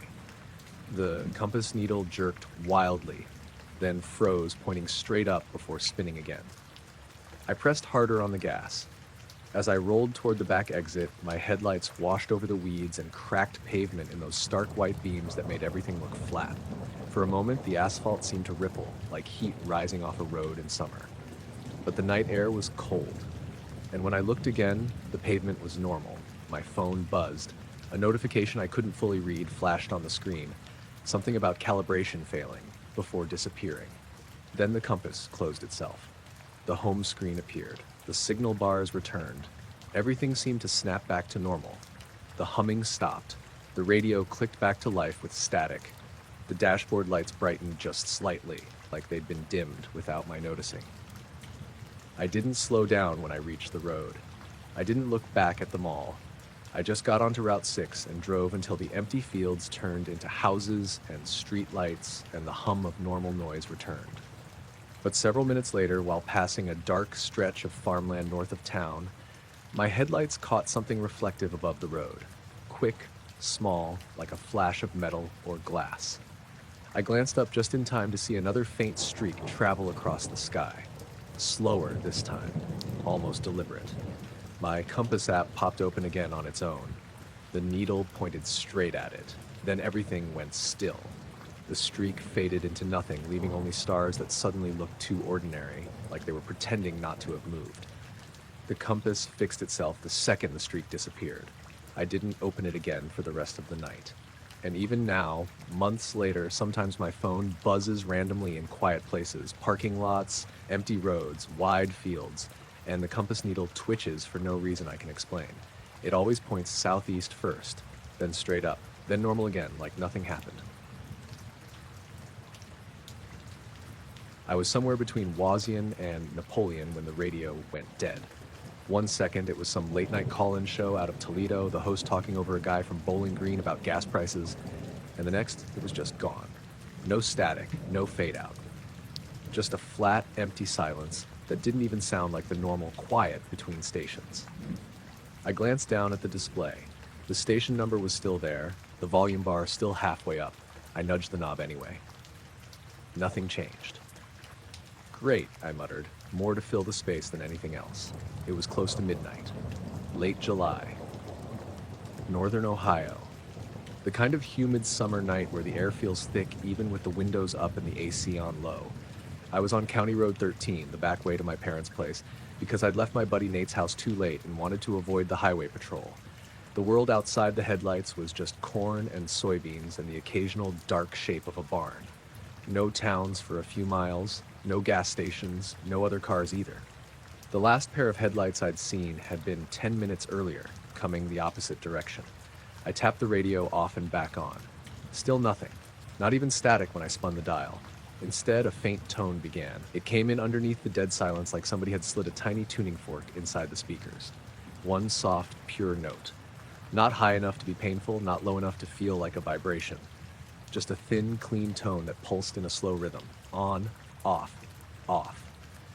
I checked the display again. No station name, just FM 97.3 frozen there. When I twisted the knob to change it, the numbers moved, but the tones stayed. Same volume, same pattern, completely unaffected. The hair on the back of my neck stirred. I told myself it was some weird capacitor issue or a loose wire screwing with the audio. I'd bought the car used.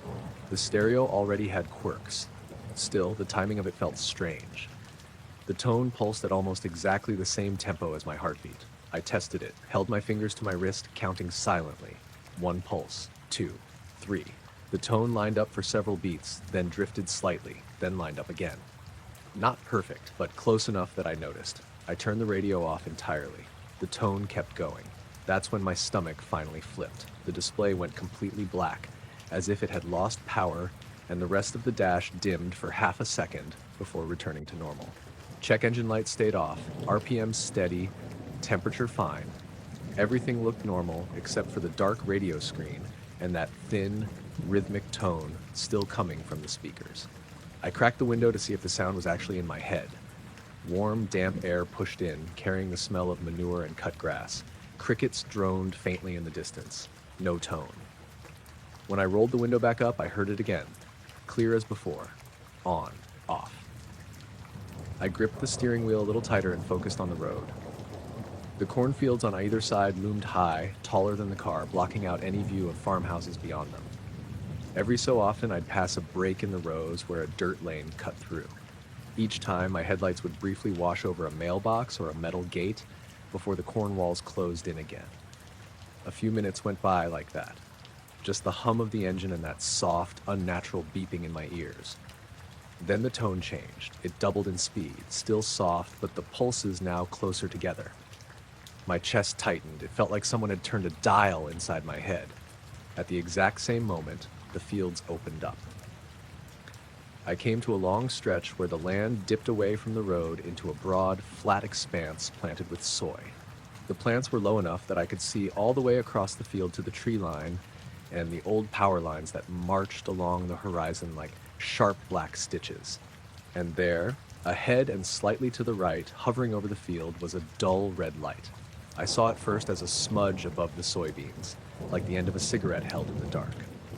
Then, as I got closer and the angle changed, it sharpened into a solid shape. Not perfectly round, not a point like a star, but more like the fuzzy circle you see when you stare at an LED through frosted glass. It hung maybe 20 or 30 feet above the ground, motionless. No blinking, no strobing, no beam, just a steady, muted red that didn't spill onto anything below it. I eased off the gas without realizing it. My speed dropped from 55 to 40, then to 35. The car felt too fast no matter what I did. My focus tunneled onto that light. The tone in the speakers shifted again, lowering in pitch slightly, still rhythmic, still detached from anything I did. I reached for my phone in the cup holder. The screen refused to turn on. The haptic buzz came through under my thumb, but the display stayed black like the backlight had died. No glow, no icons, Nothing. I held the power button. Nothing changed. "Come on," I whispered. The red light grew larger in the windshield as I approached. It stayed the same color, the same intensity. Dirt lanes branched off on both sides, empty and dark. No parked trucks, no yard lights, no signs of a farmhouse connected to that field. When I drew nearly parallel with the light, I realized how wrong it was. There was no reflection. The soybeans underneath it were just dark shapes in the wash of my headlights. The light didn't touch them at all. It didn't touch the road either. It was as if the air around it was the only thing allowed to participate. My instincts started screaming at me, but my body lagged behind, caught between wanting to slow down and wanting to floor it. I ended up settling somewhere in the middle, creeping past at maybe 20 miles an hour, eyes locked on the side window now. The red light remained exactly where it was, perfectly still, hovering over the field about 50 yards out. The tone in the speakers grew more insistent, not louder, just more present, like it was pressing against the inside of my ears. On, off, on, off, on, off. I could hear my own breathing now over the sound of the tires on asphalt. It sounded too loud in the small car. For 1 second, everything lined up, the car moving slowly forward, the empty road, the shadowy field, and that unnatural flat red glow hanging in the middle of it all. Then it shot upward, no ramp up, no acceleration, just instantaneous motion like someone had cut a frame out of reality. One moment it was there over the field, the next it was a streak zipping straight into the sky. A vertical smear of red, thin and impossibly fast, disappearing into the low clouds without ever bending or curving. The clouds themselves lit faintly from within, where the streak vanished. The glow spread out in a soft circle, then shrank back to normal gray. The tone cut out mid-pulse. Silence slammed into the car. Real silence, with only the engine and the faint hiss of tires left. My ears rang with the absence of that sound. I realized my foot had lifted fully off the gas. The car was coasting. I forced myself to look away from the rearview mirror, where I'd been expecting to still see some trace of red. There was nothing, just the empty road behind and the dark smear of field. I pressed the accelerator and watched the speedometer climb. 30, 40, 50. Off to my right, the brittle silhouettes of corn stalks rose again as the fields changed back from soy to tall crops. The tunnel closed in around me. For a few miles, I didn't dare glance at the sky. Eventually, curiosity or stupidity won out. I flicked my eyes upward through the windshield. The clouds looked ordinary. No glowing shapes. No strange holes. No streaks. My phone buzzed in the cup holder. I grabbed it so fast, I almost dropped it. The screen lit up normally, full brightness, icons all where they should be. A flood of delayed notifications came in. Group chat, email, a weather alert about possible fog after midnight. I opened the Compass app without really knowing why. The little arrow spun twice, then settled. North was north again. I turned the radio back on. It came to life at normal volume, the call-in host droning about city council drama like nothing had happened. I spun the dial. Every station I hit was exactly where it should be, with normal static between them. I kept going until I reached the highway. When I pulled into my parents' driveway half an hour later, the porch light was on and the house looked exactly as it had for the past 20 years. My mom's ceramic rooster still sat lopsided on the front step. The maple tree still leaned slightly over the garage. Nothing felt any different out there. The sky was just sky. Inside, my dad was half asleep in his recliner with some late-night news show murmuring in the background. He glanced at the clock and asked if the drive had been okay. I heard myself say, "Yeah, fine," like I'd rehearsed it. It wasn't until I was alone in the guest room that I checked the time on my phone again. 12:07 a.m. The dashboard clock in my car had said 11:58 when I pulled into the driveway. I know because I looked, surprised I made it before midnight. 9 minutes difference. My car clock had always been dead on.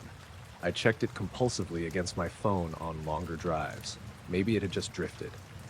Maybe I'd misread it. I lay in the dark, staring at the ceiling, listening to the distant sound of a passing train. Every time headlights swept the guest room curtains, my heart lurched, waiting to see a dull red instead of the normal white and yellow. Nothing strange happened the rest of the night. But a few weeks later, driving home along a different stretch of county road at dusk, the radio flickered. Just once.